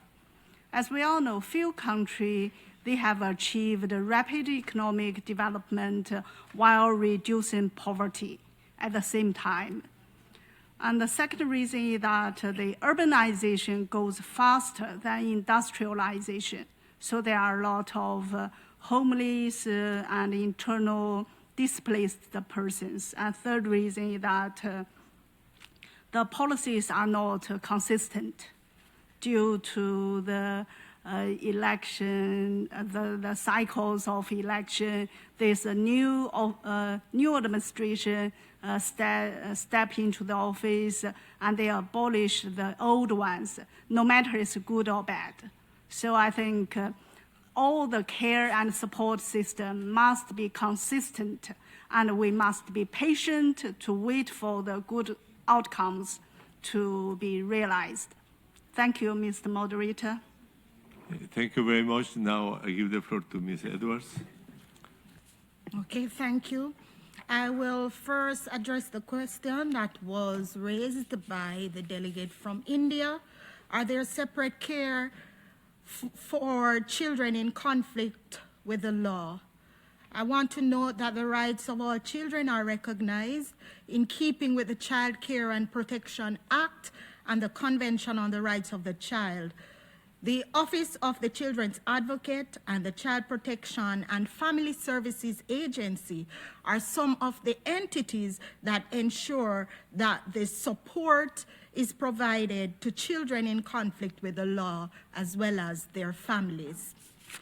A question was raised, I believe, by Cuba with regards to what additional efforts can the international community employ to ensure comprehensive care and support. And it is important that care and support is aligned with development. And it must be underscored that there are social and economic gains for comprehensive care systems that are multi-sectoral and recognized. And this may require cultural shifts in how care systems are viewed. It is very important that care takes into consideration quality and that policy coherence is obtained. There is need for a policy framework to be in place to guide the many different linkages and pieces that ensure quality care. Empowerment is absolutely necessary, both for care recipients and caregivers. It is important for those who provide care, including women and the broader family, to have access to various support systems. And for children, elderly, and as the population ages, that all the opportunities that are provided are embraced to ensure effective care and greater development in our countries. Thank you. Thank you very much. Now I give the floor to Mrs. Chibutse. Thank you so much for the presentations from the members. And I'm going to just give one of the call for actions that the grassroots caregivers gave in the Global Caregiver Summit in Mexico, which is provide access to productive capital, including land, credit, technology, internet, and equipment, and invest in training, capacity building, and other livelihood strengthening initiatives that produce equitable opportunities to access better markets, value chains, and advance our economic independence for the caregivers. Thank you. Thank you very much. And now, finally, give the floor to Ms. Whitehead. Yes, thank you. I very, very much welcome the remarks from our many colleagues here in the room and the many countries that have spoken. And thinking across all of the interventions that have been raised, it's very clear in this room, and I hope to those who are not with us today as well, that care is not only a household issue, it's not only a family issue, it's not only a women's issue, and it's not only a social issue. Care and access to care is a whole of society issue. It is a poverty issue, and it is an economic issue, and therefore requires such responses as befitting. That means that it requires a multi-sectoral, whole-of-government approach that brings together social protection as a foundation, as an anchor, but also connects to health, to labor especially, education, transport, etc., especially when we're considering the needs of persons with disabilities as well, to create a comprehensive system that really is striving towards social development, which is what brings us here today, we must recognize care is a missing element that is not often included in discussions when we are looking outside of the social dimensions of social development. We need to integrate care very clearly as an economic consideration so that the appropriate investments, the appropriate policies are made that do not continue the gender imbalance that we see currently in the provision of care, and that do not continue the lack of representation for caregivers that we continue to see, and that do not continue the lack of financing to support these systems, to strengthen these systems for longer poverty reduction and sustainable development. Thank you. Well, thank you very much. I think we have heard, four very interesting presentations, as well as a wide participation from the member states. Let me say that I think the issue of the need for comprehensive care systems has been very clear in the presentations, including governments, civil society, family, and as the representative UNICEF pointed out in her presentation, the private sector, also as a member. And I think the connections with employment, which has been emphasized by many participants, I think is very important.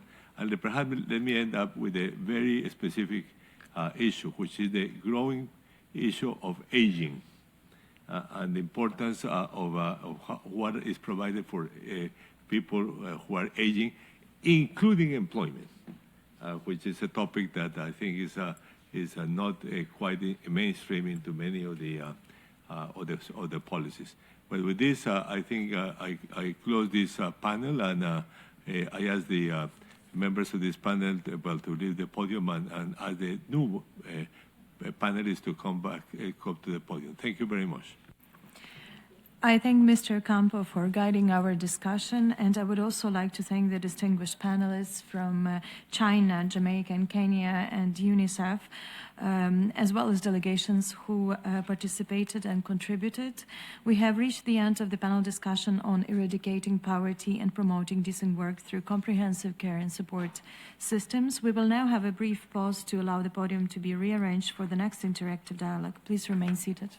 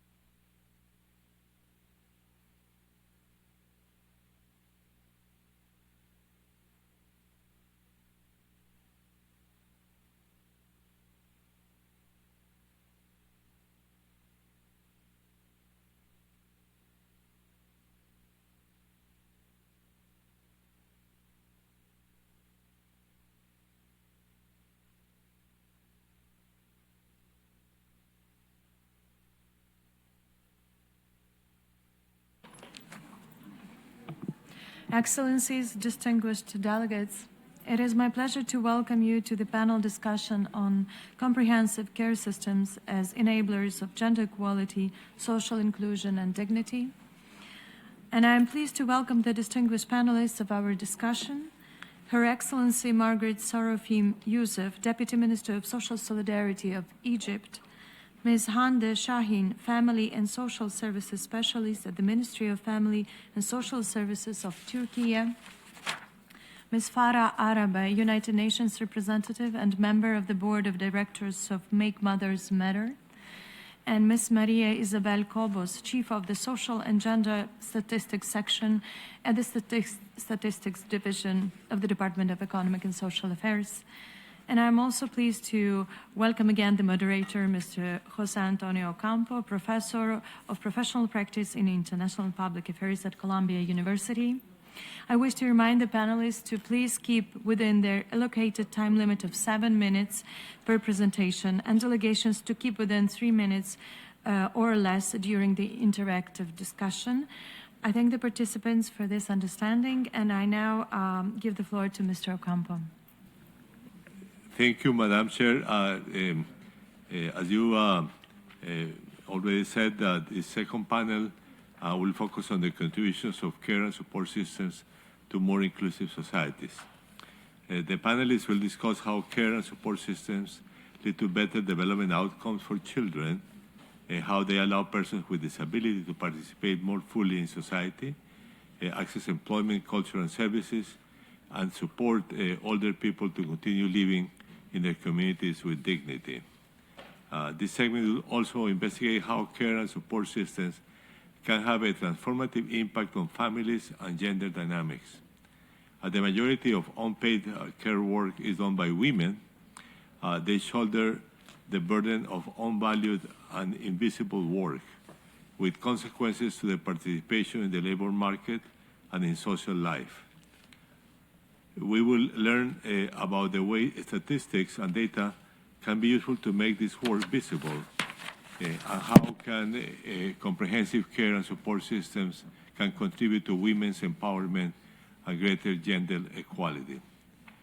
The panelists will explore the ways in which care and support systems enable greater access to rights and services, how they contribute to combating discrimination and promoting gender equality, and therefore how they can contribute to truly inclusive social development. The panelists will discuss questions such as how can care and support systems promote gender equality and tackle the undervaluing of care work, what types of care enable best development outcomes for children, what are the best practices to protect the human rights and dignity of persons with disabilities and older people as support recipients, how can governments ensure that care and support systems are inclusive of people living in poverty and or in rural areas, and how can data support government in establishing and improving care and support systems. Again, I kindly ask the panelists to limit their presentations to 7 minutes, and as a follow-up, I will ask each one of you a particular question. So I will start by inviting Ms. Margaret Sarofim Youssef, Deputy Minister of Social Solidarity of the Arab Republic of Egypt, to give her remarks. Thank you. Excellencies, esteemed partners, as today we are here to discuss a fundamental shift in how we approach global development, the realization that we cannot eradicate poverty or promote decent work without addressing the invisible engine of our global economy, the care and support system. We cannot only define poverty solely as a lack of income. Poverty is also lack of choice, lack of security, and ultimately a loss of hope and dignity. When we speak about eradicating poverty, we are not only talking about increasing income, but about building support systems that enable people to make their own choices, live in safety, and uphold their dignity. Poverty ends when opportunities are available, security is ensured, and dignity is protected. Today, poverty is better understood as a multidimensional condition, one that intersects with vulnerability, care responsibilities, in addition to income, consumption, and access to basic services. At the heart of the poverty trap lies a care gap. Millions of individuals globally, primarily women, are locked out of the formal labor market because they are providing unpaid care for children, the elderly, or family members with disabilities. This brings us to a critical shift in thinking. Care must no longer be treated as a private burden or a sidelined social concern. It must be recognized as a public good and a cornerstone of resilient development. Resilient care support systems are not limited to social assistance alone. They encompass available, affordable, with high quality child care, elder care, disability services, health systems, mental health support, and social protection mechanisms that are adaptive, inclusive, and shock responsive. These systems, when designed effectively, they enhance and reinforce the capabilities of participation, productivity, and social cohesion. Egypt's experience showed that comprehensive care and support systems are central tools for poverty eradication and decent work, not residual social policies. Ladies and gentlemen, Egypt's care and support system are designed to promote inclusion, dignity, and equality across the life cycle. Women represent 75% of Takaful and Karama beneficiaries, strengthening their economic agency and reducing unpaid care burdens through access to income, health, education, and the child care-related services.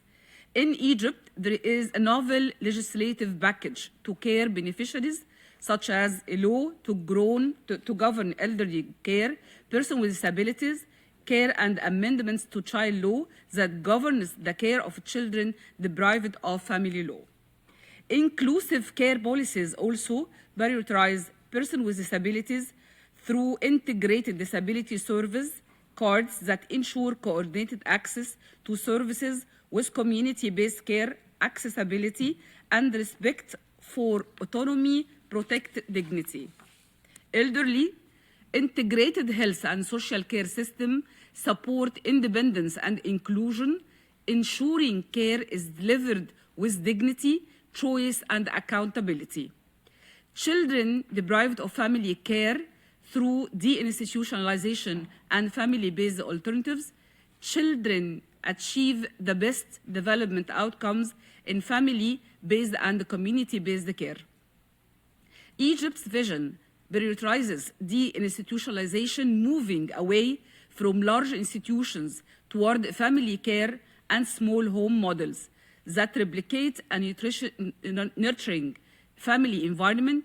These approaches support emotional development, stability, and social inclusion, which are essential for children's long-term well-being. Care for children through early childhood development, nutrition, education access, and the first 1,000 days is treated as a long-term human capital investment, breaking intergenerational poverty. Excellencies, distinguished colleagues, a critical lesson learned from Egypt's experience is that care system must reach people where poverty is most rooted, particularly in rural areas. The Decent Life Initiatives ensures geographic inclusion by integrating care services and infrastructures for 58 million citizens across rural communities. This is complemented by the Rural and Environmental Industries Support Fund, RACE, which serves as the economic inclusion arm of the care system. RAISE functions as an empowerment ladder, transforming Takaful and Karama beneficiaries into active economic actors and preventing new vulnerabilities through economic resilience. RAISE achieves this by localizing rural industries to create sustainable jobs within communities, empowering women, youth, and persons with disabilities through finance, training, and green industries, linking beneficiaries to the Manzuma national system for economic empowerment, expanding access to finance and markets, supporting market access through exhibitions and digital platforms such as Ayadi, enabling income generation without displacement from care environments. Furthermore, a digital system was established for managing alternative care for children deprived of family care. Through this integration, Egypt ensures that care systems don't stop at protection, but actively enable dignity, participation, and resilience for rural population and people living in poverty. Thank you. Thank you very much. And let me actually ask you a question, Ms. Youssef, which is what makes a care system more effective? I think also based on the Egyptian experience. Thank you. Egypt's experience demonstrates that comprehensive care systems are most effective when they are integrated, legally anchored, and linked to economic empowerment. And this is the main pathway for the effective comprehensive care from our side. Thank you. Well, thank you very much. I now invite our next speaker, Ms. Hande Sahim, Family and Social Services Specialist of the Ministry of Family and Social Services of Turkey, to deliver her presentation. Thank you very much, Mr. Moderator. I would like to say it's an honor to take part in this panel and exchange experience with such distinguished participants. Today, I will try to briefly explain why combining cash assistance with care services is essential for social inclusion and how this works in practice. Let me start by explaining why integration matters in social protection. Traditionally, social protection focused on mainly income poverty. However, poverty is not only about money. It's also about time, care, responsibilities, and access to services. Cash assistance is important, but cash alone is not enough to solve all problems of people in need. It works best when combined with care and support services that help families manage daily life more easily. For example, an older person may receive financial assistance, but without support for daily needs such as personal care, meal preparation, or household tasks, independence gradually decreases and families often face additional pressure. Cash helps cover expenses, but it doesn't always protect dignity or prevent isolation.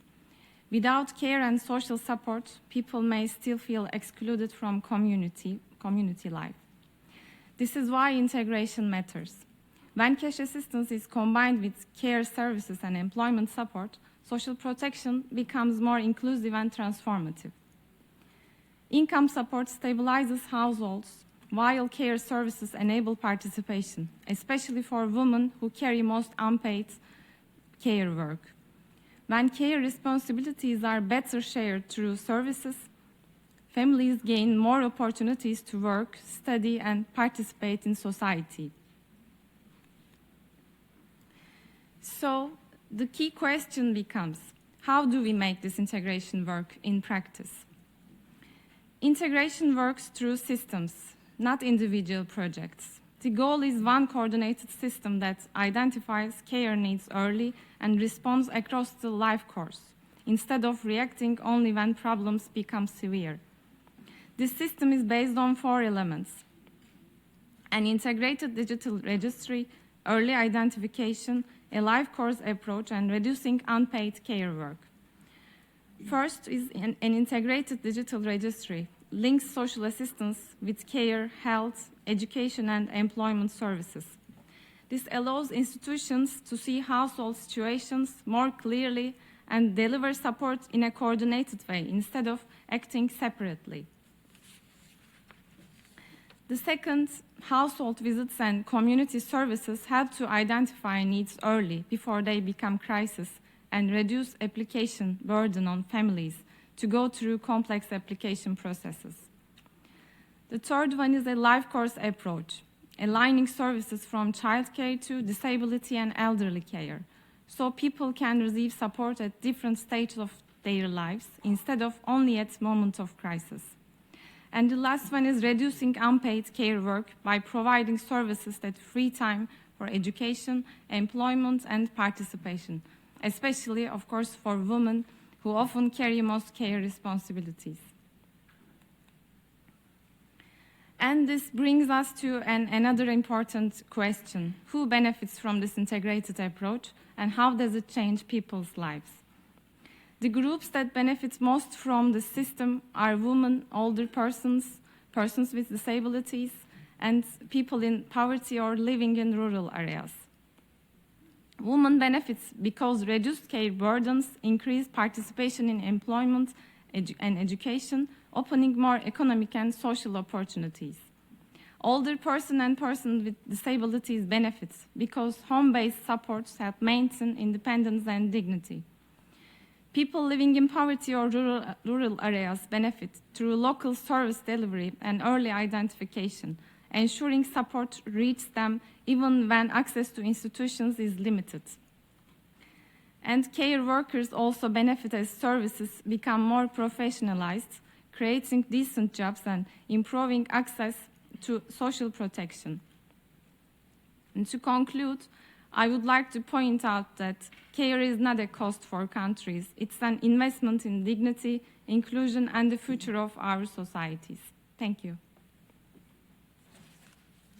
Well, thank you very much for your presentation. Let me actually ask you a follow-up question. I mean, given the importance that you give to coordination or integration of social services, how can that work in practice? I mean, what tools and strategies are necessary? Thank you for the question. Let me briefly explain how this coordination works in practice, drawing on Turkey's experience. In Turkey, we have learned that coordination cannot rely on projects or informal cooperation. It must be built into the system itself. One key tool is our integrated digital system, which brings together socioeconomic information from different public institutions. This allows us to see household conditions more clearly and identify needs beyond income, such as care needs, disability or risk affecting children or older persons. The second important element is local implementation. Our local units across all provinces and districts work directly with households through regular home visits and real-time assessments. Families can therefore be connected not only to cash assistance, but also to care services, social services, education support, or employment programs when needed. In addition, through our national in-home care program, older persons and persons with disabilities who have difficulty accessing service receive support directly in their homes, while family support centers provide social and educational programs that strengthen women's participation and social inclusion at community level. Also, referral and cooperation mechanisms between institutions are strengthened locally, so families don't have to navigate complex systems alone, and institutions coordinate to provide appropriate support. Our main lesson is that coordination works best when digital systems, local service delivery, and institutional cooperation function together, turning social protection into a gateway to broader social inclusion rather than only income support. Thank you very much. Well, thank you very much for your presentation and your answer. And now I give the floor to Ms. Farah Arabe, UN representative and member of the board of directors of Make Mothers Matter. Thank you, Madam Chair, Excellencies, distinguished colleagues, Mr. Moderator. I'm going to start by warning you in advance that I will go over the 7-minute allocation just because I'm representing 10 million mothers and you should always listen to your mother. Care is one of the most powerful and most underestimated forces shaping our societies. From the perspective of caregivers, especially mothers, and I am one myself, care is not an abstract sector or a residual policy issue. It is the daily work of sustaining human life, developing human capability, and transmitting dignity, resilience, values, and love from one generation to the next. Social development is at its core about people, and foundational to people are mothers and all those who care. Yet, care systems remain chronically underprioritized, not because evidence is lacking, but because our unpaid labor is taken for granted, and because short-term political horizons too often prevail over long-term human and societal impact. If we are serious about inclusive social development, this undervaluing of care and of the political calculus must change. Today, I would like to underscore 3 core messages. First, caregiving is a foundational public good with profound economic, social, and intergenerational returns. Second, the current deficit is systemic, not individual, and disproportionately borne by women, especially mothers. Third, comprehensive care and support systems represent one of the most strategic, coherent, and cost-effective investments governments can make to advance gender equality, social inclusion, dignity, and long-term human flourishing. Let me begin with the scale and global significance of caregiving. Unpaid care and domestic work performed overwhelmingly by women is estimated to represent between 10 and 39% of GDP if valued at an hourly minimum wage. In many countries, it can surpass the economic contribution of manufacturing, commerce, or transportation.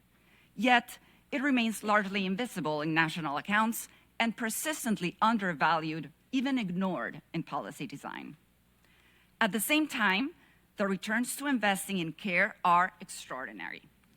Closing care gaps, particularly in childcare, could, by 2035, generate up to 300 million additional jobs globally, raise global employment rates by 6 percentage points, reduce the gender employment gap by 7 points, and yield nearly $4 in GDP for every $1 invested. Care is not a side policy of economic and social development. It is the system that makes development possible. But as any mother can tell you, the value of care cannot be captured by economic metrics alone. Caregiving is a comprehensive, multidimensional, and deeply relational function, carried out daily, most often by women, within families and communities. Caregivers care for the whole person, integrating physical, cognitive, emotional, and social dimensions.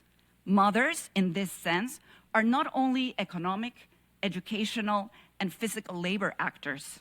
They are the emotional and relational infrastructure of our societies. What happens within caregiving relationships shapes life trajectories.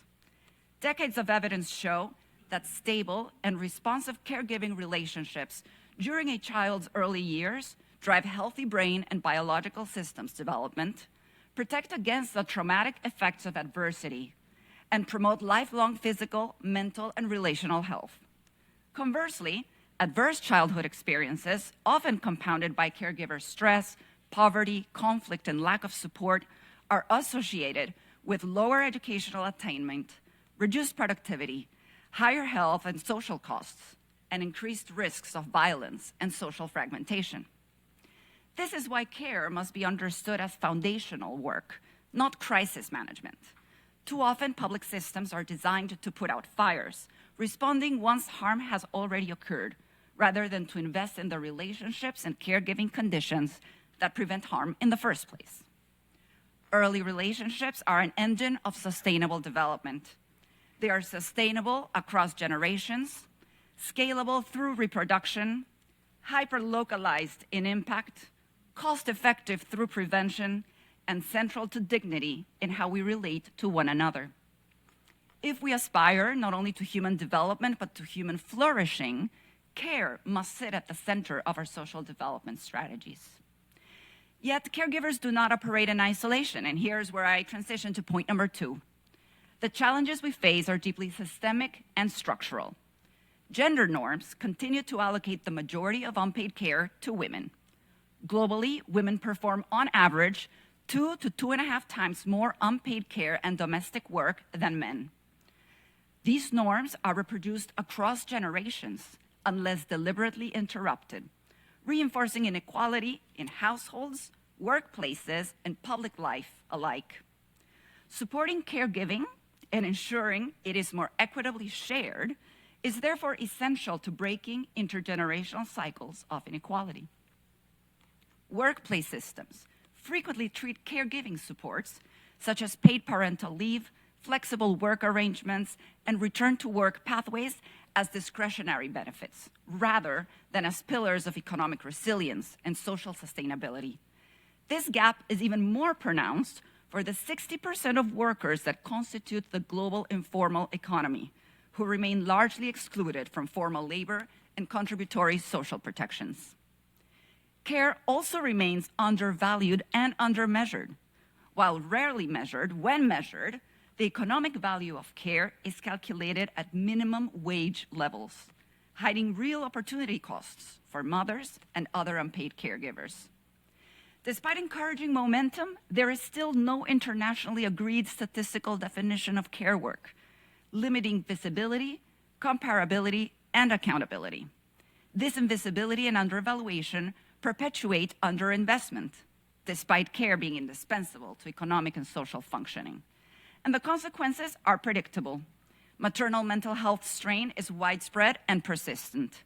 A pioneering study conducted by Make Mothers Matter on the state of motherhood in Europe found that more than 67% of mothers say they feel mentally overloaded, and half report experiencing mental health struggles, such as anxiety, depression, or burnout. Crucially, maternal mental health is also one of the strongest predictors of child's mental health, socio-emotional development, and lifelong outcomes. Time poverty, invisible labor, and economic insecurity constrain women's agency and choice, limit career continuity, compromise financial independence, and reduce lifetime earnings, savings, and pensions accumulation. When care systems fail, societies pay the price through lower productivity, declining fertility, widening inequalities, higher health expenditures, and weakened social cohesion.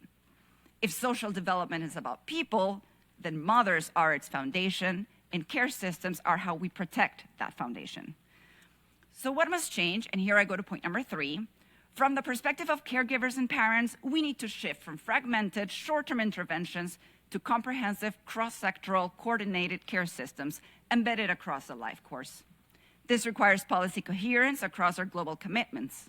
There is a clear through line from Copenhagen to Doha and onward to Agenda 2030. Care and support systems are the connective tissue that can align poverty eradication, decent work, gender equality, health, education, and social inclusion into one integrated development agenda. At the national and local levels, this means investing not only in basic infrastructure and services like water, energy, and healthcare that are critical to unpaid caregivers, but also in family-friendly policies that treat care, time, and intra-family relationships also as essential social infrastructure. For example, inclusive and adequately paid parental leave for all caregivers, accessible quality childcare, parenting education, family and mental health support, and flexible work arrangements that do not penalize care and caregivers. It also means scaling universal preventive parenting and caregiver support programs with targeted pathways for families facing specific challenges, in particular, single-parent families. Community-based models, including those within the social and solidarity economy, can deliver culturally responsive, people-centered care while creating decent work and strengthening social ties. Above all, this requires political will that extends beyond electoral cycles, a willingness to prioritize long-term human outcomes over short-term metrics. We cannot build long-term social progress with short-term political vision.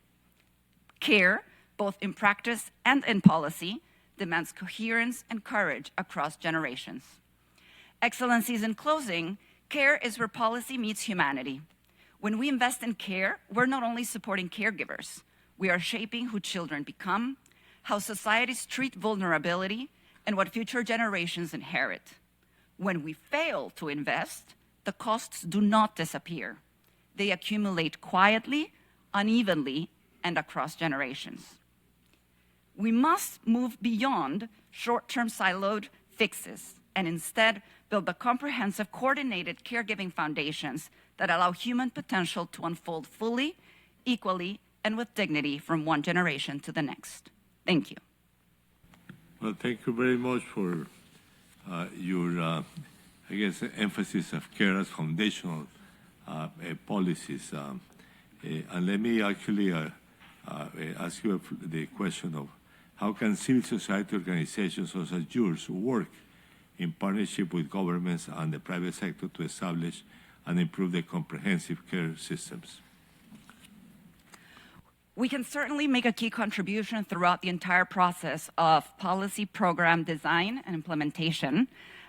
First of all, we can help analyze the problem and derive solutions, right? We can help capture lived experience, distill aggregate patterns, pilot initiatives, help measure the current state and the desired future state of caregiving infrastructure compared to peer countries and systems around the world. Basically, we can be your consultants.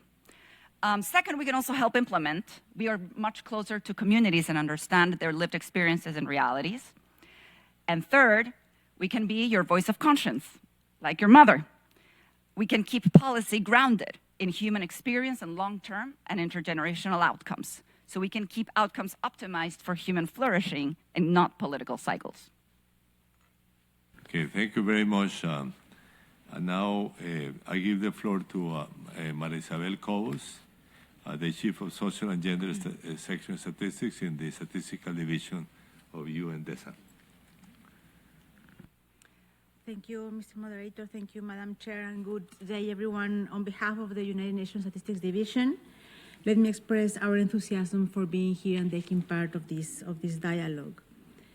As part of the presentation, I've been asked to share how time-use statistics can shed light on the dynamics of unpaid care work and also share some data on the unequal distribution of unpaid care work and how this imbalance impacts gender equality.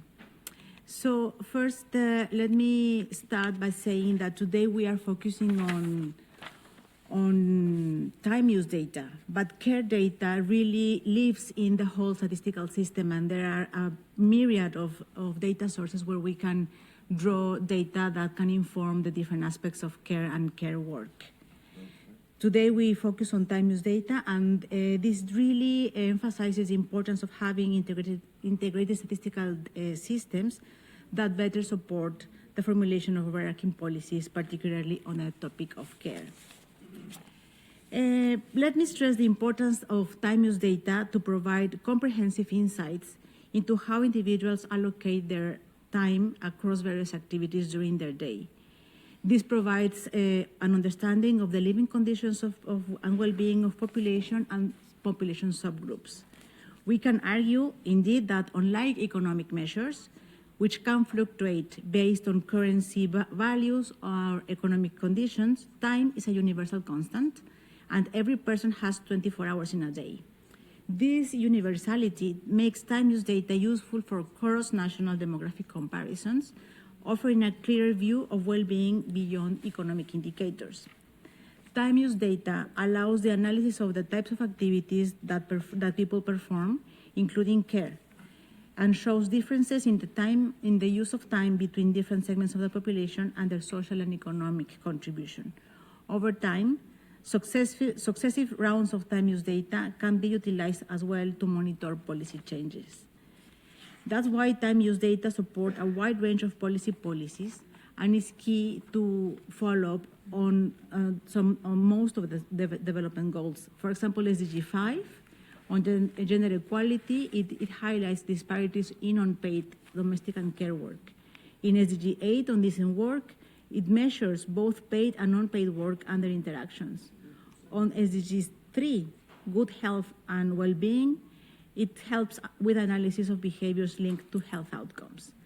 With SDG 1 on poverty, it helps in uncovering time poverty, which often limits income generating and educational opportunities.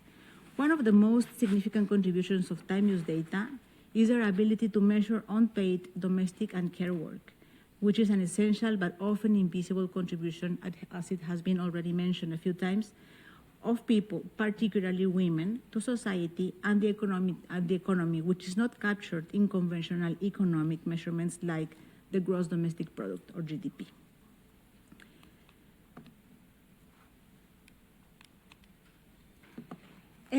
SDG 541, which is the proportion of time spent on unpaid domestic and care work, really highlights the pivotal role of care and care work in fostering well-being and achieving gender equality. On average, 2.5, and this is the number to retain today, on average 2.5 times is the amount of time that women devote in excess of men to tasks of unpaid domestic and care work. In fact, the statistical community in the 9th Global Forum on Gender Statistics, which was held in South Africa in 2023, devoted its main theme to the role of care, recalling that most of care work worldwide is unpaid and done by women and girls, perpetuating economic inequality between women and men. There was a call for a broad and comprehensive statistical approach to conceive care and the care economy that includes data on care demands, provision, quality, and infrastructure.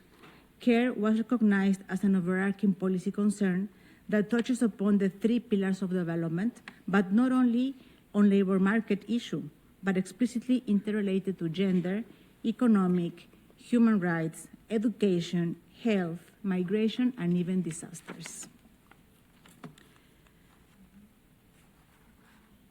I don't intend to go through each and every graph here.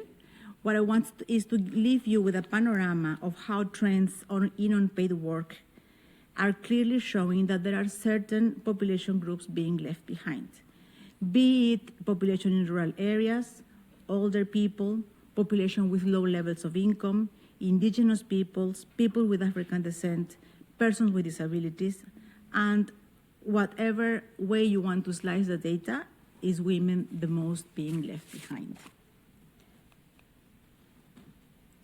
Time use data can change the way that we measure prosperity and progress and provide innovative ways to assess public policy.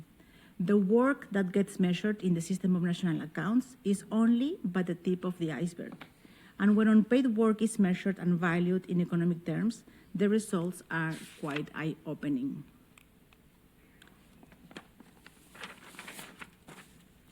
In many countries, the percent of GDP of unpaid work comes as the top 1 or top 2 contributor. For example, I bring 2 cases. In Kenya, the contribution of GDP of unpaid work is only second to agriculture, which is the main economic sector. In Mexico, the value of unpaid work is number 1 contributor, 24%, above the manufacturing sector. And that is the case in many other countries with different levels of economic development. Results vary across countries, also depending on the methodology that is used, but we observe that in general, the value of unpaid work ranges from 20 to 50%. In any case, with such significant share of the total GDP, unpaid household service work deserves much more attention from policymakers. An important part of these services could be provided through the labor market, by the private sector, by the social and solidarity economy, and by the public sector. The care economy can indeed become a vibrant sector of the economy, generating economic growth, more and better employment, social well-being, and gender equality. I'll leave you with that message, and thank you very much for your attention and for the opportunity to be a part of this dialogue. Thank you, Chair. Well, thank you very much. That was an interesting presentation. Actually, shows the very good work that the statistical division of UNDESA, which I know from my experience actually as USG for DESA. Let me actually ask a particular question. I mean, how can UNDESA support member states, and how does it support member states in this effort to improve these data issues on the care economy? Thank you, Mr. Ocampo, for that question. Yes, we know that disaggregated and timely data require a strong statistical foundation, and which means common standards and sustained capacity. So UNDESA, through the Statistics Division, supports member states across all these areas. First, we develop and promote international standards and guidance.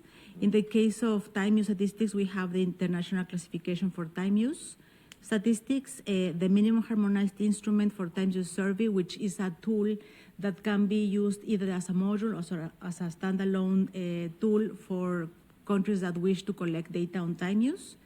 And the recently launched, only a year ago, the UN Guide to Producing Statistics on Time Use. And together these tools provide a practical and flexible framework that countries can adapt to their own context and ensuring international comparability. We also work by strengthening national statistical systems. UNSD supports the exchange of country experiences, as I mentioned, for example, the Global Forum on Gender Statistics. We also support peer learning through study visits, technical workshops, and expert group collaboration. Third, we also raise awareness of the policy value of disaggregated data. UNDESA connects statisticians, policymakers, funding partners, and data users, highlighting how time use and other social statistics can inform priorities such as gender equality, unpaid care and domestic work, well-being, and inclusive development. This helps mobilize resources and encourages the systematic use of data in decision-making. Okay, thank you very much. And I now invite the delegates to make presentations or short presentations or questions to the panelists. I see here the Deputy Minister of the Family, Labor and Social Policy of Poland, which wants to make a presentation. Madam Chair, distinguished moderator, and distinguished panelists. Appropriate organization of care service is one of the key challenges that we face in 21st century across all countries. It is not an issue as itself, but a problem of labor market affecting the possibilities of increasing the participation in it, and a problem of gender equality, because caregiving is more often a burden that women decide to take. We face challenges concerning care for children in the age up to 3, older persons, and persons with disabilities. In Poland, we try to address all these challenges by new, adequate to current social and economic situation measures. The first, what I would like to say is that we introduced in Poland a program, Active Parent, that is focused on supporting parents of children in the age up to 3 by providing additional granted without income threshold benefits to cover costs of care, especially to pay a fee for the nursery. The second is the fact that we introduced a program, Active Toddler, to create and maintain new nurseries, especially in small towns and villages where this kind of service haven't been accessible so far. The third is the fact that we are going to introduce a personal assistance service dedicated for persons with disabilities who need support in day-to-day life. This kind of service will be financed by state budget and enable persons with disabilities conducted independent life. And fourth, we are going to introduce a senior voucher, a special benefit that will enable members of families responsible for care for older people, financing care service and combining their care duties with economic activity on labor market. Though these are only some examples of Poland's actions, but I have a question in the context of our actions and what was presented during the panel. How should look the balance between financial benefits and public service in the area of care? Thank you. Thank you very much. Thank you for your second intervention today. Actually, now I give the floor to the representative of Children and Youth International. Thank you, Mr. Moderator, for the floor. Good afternoon, Excellencies and distinguished panelists. My name is Kushi Gore, and I take the floor on behalf of Children and Youth International. Care and support systems stand as a critical pillar for children and youth living in poverty. Today, these systems are accessible in some countries, but often lacking, under-resourced, and under-supported in the parts of the world where they are needed most. Equally, the burden of unpaid care work, domestic work, and support often falls disproportionately on women and girls. Their work going unrecognized, their access to education, work, and empowerment compromised. It is critical that countries adopt enabling laws, policies, and services on care and support systems underpinned by human rights to create an inclusive and person-centered economy that works for all. Furthermore, these care and support systems must be resilient, sustainable, and supported so that they do not fail when international challenges such as pandemics, wars, or financial crises occur. From a youth perspective, we emphasize these key points.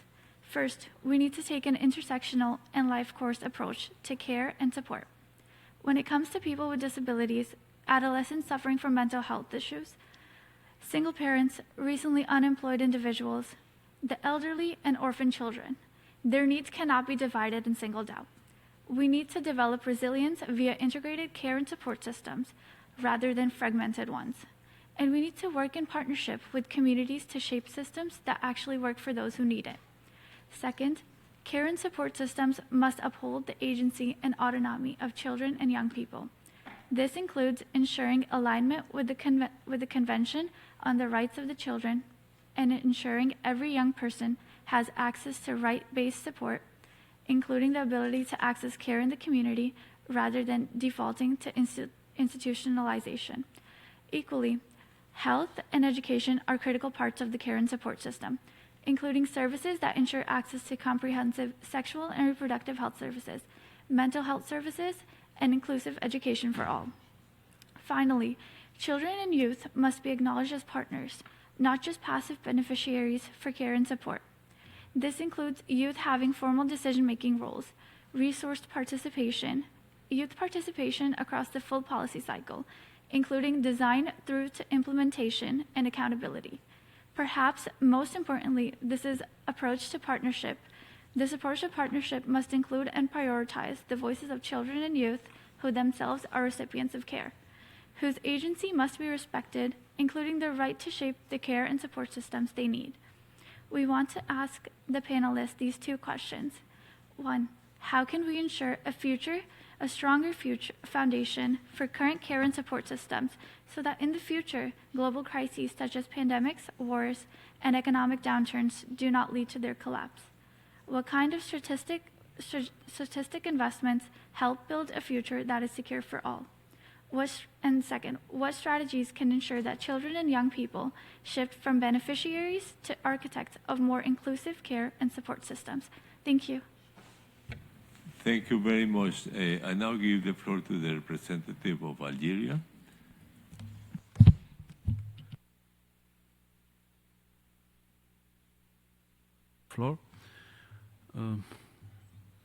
I would like to share with you briefly Algeria's experience in the field of poverty reduction and healthcare programs and their impact on social development.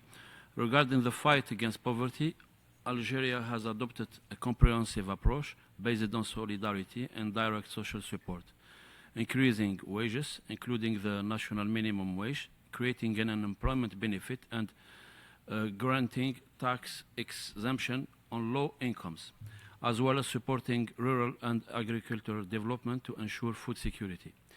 In this context, I would like to cite the 2025 Economic Report on Africa, published on the occasion of the 57th session of the Conference of Ministers of the Economic Commission for Africa,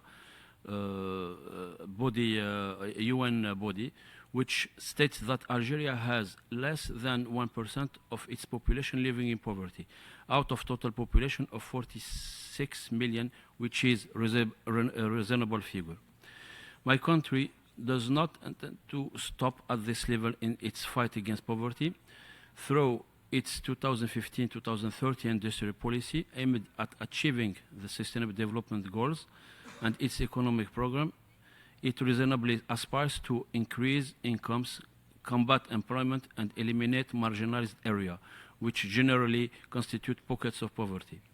In the field of health, including healthcare programs, it's going without saying that health is an important driver of social development. Algeria has implemented a health policy based on free healthcare and universal access to health services without discrimination. Through these measures, life expectancy at birth has exceeded 79 years, and the basic childhood vaccination rate has reached over 99%. 2025 marked the beginning of a new era in the development of its healthcare systems, driven by the digitalization of services, the emergence of a startup ecosystem, and the progressive integration of artificial intelligence. The transformation of the healthcare system is now guided by a logic of consolidation and skills development. I thank you. Thank you very much. Now I give the floor to the representative of Malawi. Good afternoon, Chair. Excellencies, distinguished guests, delegates. Malawi welcomes this very important dialogue this afternoon on eradication of poverty through resilience care and support systems. For us in Malawi, poverty is not only about income, but about vulnerability, dignity, and the ability of households to withstand shocks. Over half of Malawians live below the national poverty line, with nearly 60% experiencing multidimensional poverty. These vulnerabilities are intensified by frequent climate-related shocks that continue to reverse developmental gains. Care responsibilities fall disproportionately on women and girls, as we have observed in most societies present here. These mostly operate in informal economy and remain outside the contributory social protection systems. This limits Malawi's economic participation and reinforces the vicious cycle of poverty. In response, Malawi has prioritized care and support systems as a core pillar in social protection. Through the Social Cash Transfer Program, over 1.7 million people in the ultra-poor group, labor-constrained households, are supported, improving food security, school attendance, access to health services, and restoring dignity. These efforts are complemented by labor-intensive public works that provide income to support and build community assets. Our experience during the COVID-19 pandemic and climate shocks has shown that strong systems matter. I believe most of us will agree with this observation from Malawi, where social registries, payment systems, and coordination mechanisms exist. Responses are faster and more transparent and more dignified. Malawi is therefore strengthening linkages between cash support, basic services, and community-based care systems.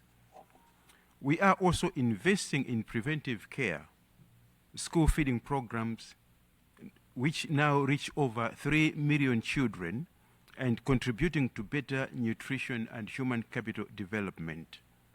We are also reviewing and enhancing our ECD policy and provision of alternative child care strategies.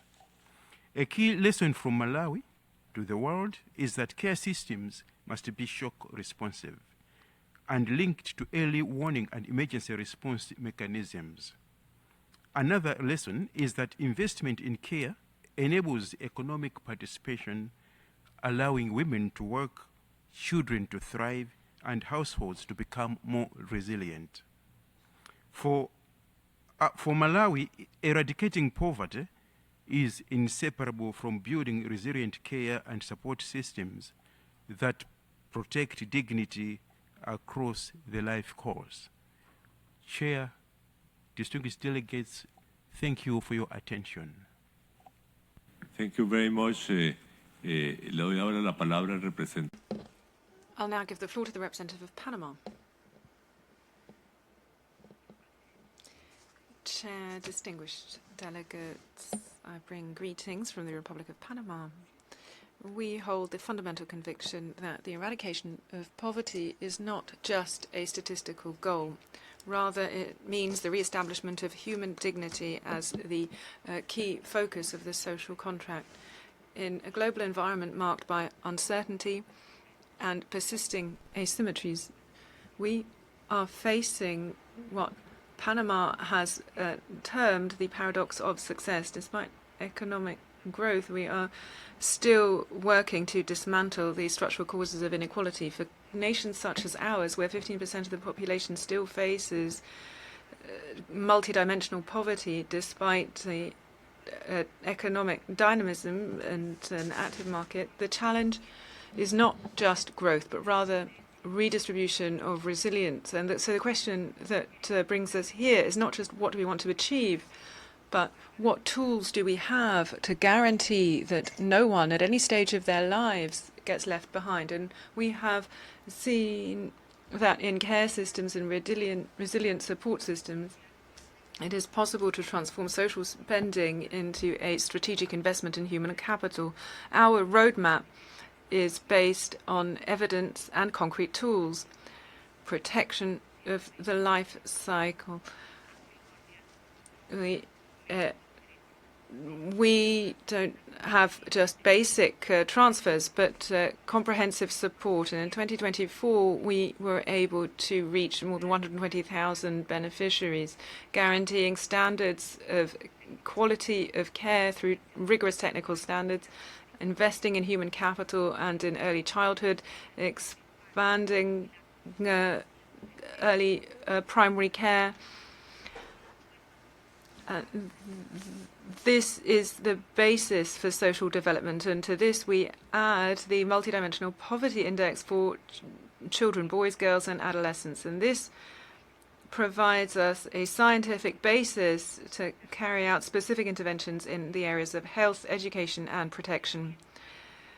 Territorial and rural empowerment through networks of women and rural women and rural youth. We are also decentralizing resilience, bolstering autonomy, economy, and generational renewal in the most vulnerable communities. Also, through innovation and digitization, we are implementing a digital interoperable card. This has been crucial to ensure continuity of services and to improve focus by reducing inefficiencies and guaranteeing that support really reaches those who need it. Panama reaffirms its commitment to the goal of human development and sustainable development on the understanding that demographic and social resilience forces us not only to assess our results, but also to go beyond our time and conceptual limits. Panama will continue to work for the prosperity of our people to ensure that it reaches each and every one of our citizens. I thank you. Thank you very much for that statement. To the representative office of the High Commissioner for Human Rights. Thank you, Mr. Moderator, and thanks for the excellent presentations. We welcome the note by Secretary General, as highlighted in the note and by some of the panelists. Comprehensive care and support systems must respond to the needs and uphold the rights of both unpaid and paid care workers and support workers, and of the people who require care and support. We also welcome the recognition of inclusive care and support policies as a public good and the application of the 5 R's framework to advance transformative and comprehensive care and support systems.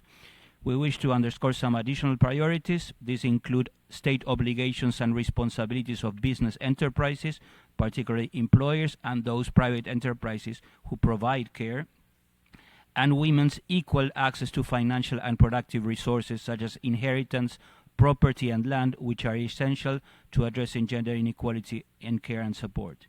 In 2025, our office presented a normative analysis of the human rights dimensions of care and support systems to the Human Rights Council, and we also work in the field. In Moldova and Mexico, we work with organizations of persons with disabilities, support workers and service providers to strengthen rights-based delivery and advise authorities on disability inclusion in care and support systems.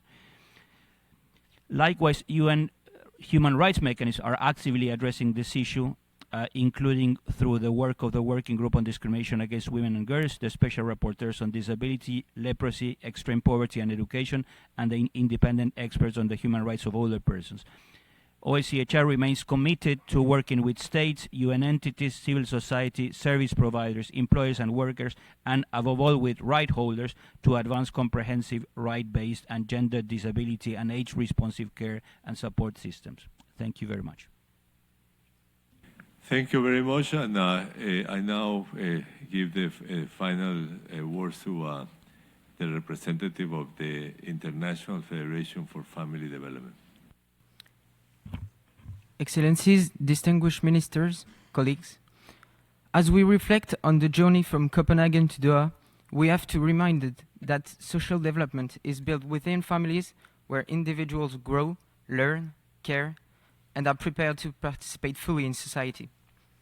I am speaking today on behalf of participants in an international internship program in social research and intervention organized by the IFFD in partnership with the Institute of Compared Philosophy in Paris and the European Union's Erasmus Plus program. This initiative offers young people a unique opportunity to combine social commitment, rigorous field of experience, and international exposure, while building a solid professional profile in social and family policy that directly supports the Commission priorities team. At the International Federation for Family Development, present in 68 countries across 5 continents, we know that parents are the primary caregivers, educators, and emotional anchors for children and youth. During the summit in Doha, IFFD has contributed to advancing these discussions by convening 3 solution sessions on family policies, care systems, and the role of the private sector in enabling family-friendly workplaces. Building on these outcomes, we are organizing a follow-up side event during this commission that will take place later today. We want to showcase how families play a decisive and often underestimated role in eradicating poverty and ensuring human dignity. When families are supported by resilient public policies and community-based services, they become powerful agents for social cohesion and breaking intergenerational cycles of poverty. Therefore, strengthening families through adequate income supports, access to healthcare and education, parental support, and work-family balance is not a secondary social objective, but a central and strategy for sustainable development, social justice, and the protection of human dignity. Within this context, I would like to raise the question of how governments can better ensure dignity through resilient care in recognizing the family as the main enabler of social development into measurable policies and outcomes by 2030 and beyond. I thank you. Thank you very much. Let me now give the floor to the panelists for, let me say, 1 minute final intervention on, in part, answering some of the questions that were made. So, Mr. Youssef, you have the floor. Thank you. Quickly, I would like to focus on that. I think we need to understand the importance of dealing with the care support system as a multidimensional aspect, exactly like the poverty, which has multi-dimensional aspect. 2, providing fair, effective, well-monitored, and this is very important, that we have well-monitored and increase accountability for the care systems.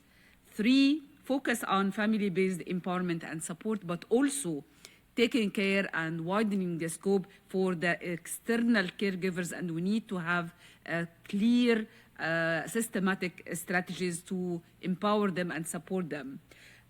Finally, we have to engage with all stakeholders and right holders to make the things are clear, sustainable, efficient, equitable, and has the inclusion we need. Thank you. Thank you very much. Now I give the floor to Mrs. Sahin. Thank you, Mr. Moderator. In closing, today's discussion shows that social protection systems must go beyond income support. People's needs are interconnected, and policies must respond to those realities. Integrating care and social protection help reduce vulnerability, supports participation in society, and protects dignity across the life course, especially for women, children, older persons, and persons with disabilities. Our shared challenge now is to move from fragmented responses to coordinated systems that identify needs early and connect people to the right support at the right time. If we invest in inclusive and care-sensitive social protection today, we are not only addressing poverty, but also building more resilient, inclusive, and cohesive societies for the future. Thank you very much. Thank you very much. Now I give the floor to Ms. Arabi. Thank you, moderator. I would just like to respond to the representative of children and youth. First of all, thank you for being here. The work that you do is exactly what the global policymaking community needs. You are right. We do need to protect the agency and autonomy of children, and we need to engage children more as partners in our design of policies and programs, especially in the field of care. There are some initiatives around the world that are taking this into consideration. Out of the top of my head, I'm just highlighting the Children 20 initiative, which tries to bring the voices of children to the G20 bloc. In addition to engaging children, or perhaps for those of us who cannot engage children in our work, I make a call that we engage our inner child, because we were all children once. And we all know what felt good in our relationships, in our experiences, in our environments when we were children, and what did not.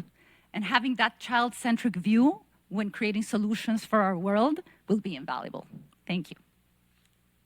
Thank you very much. And now I give the floor to Ms. Cobos.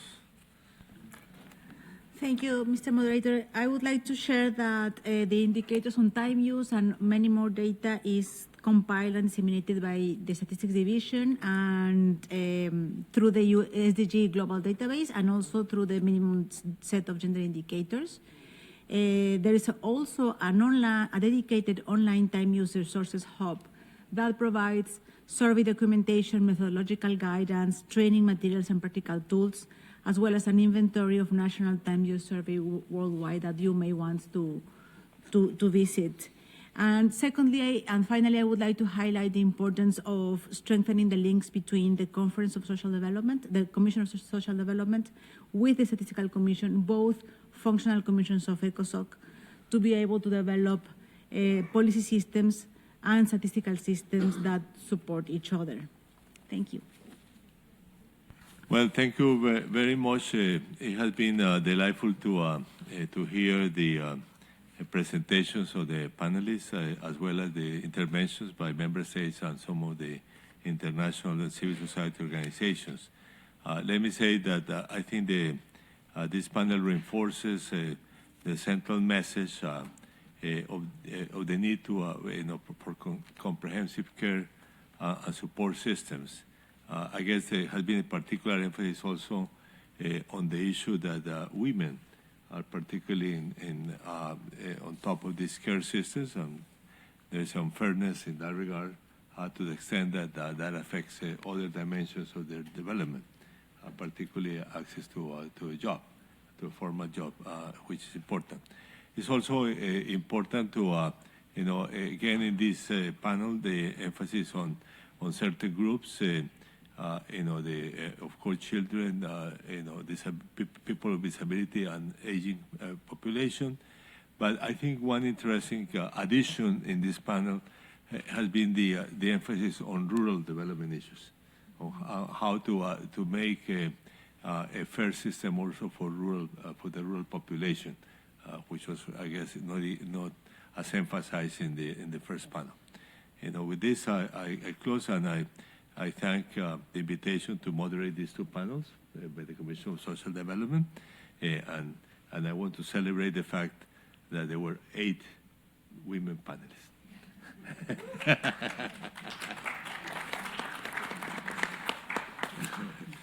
Excellencies, distinguished delegates, we have reached the end of the panel discussion on comprehensive care systems as enablers of gender equality, social inclusion, and dignity.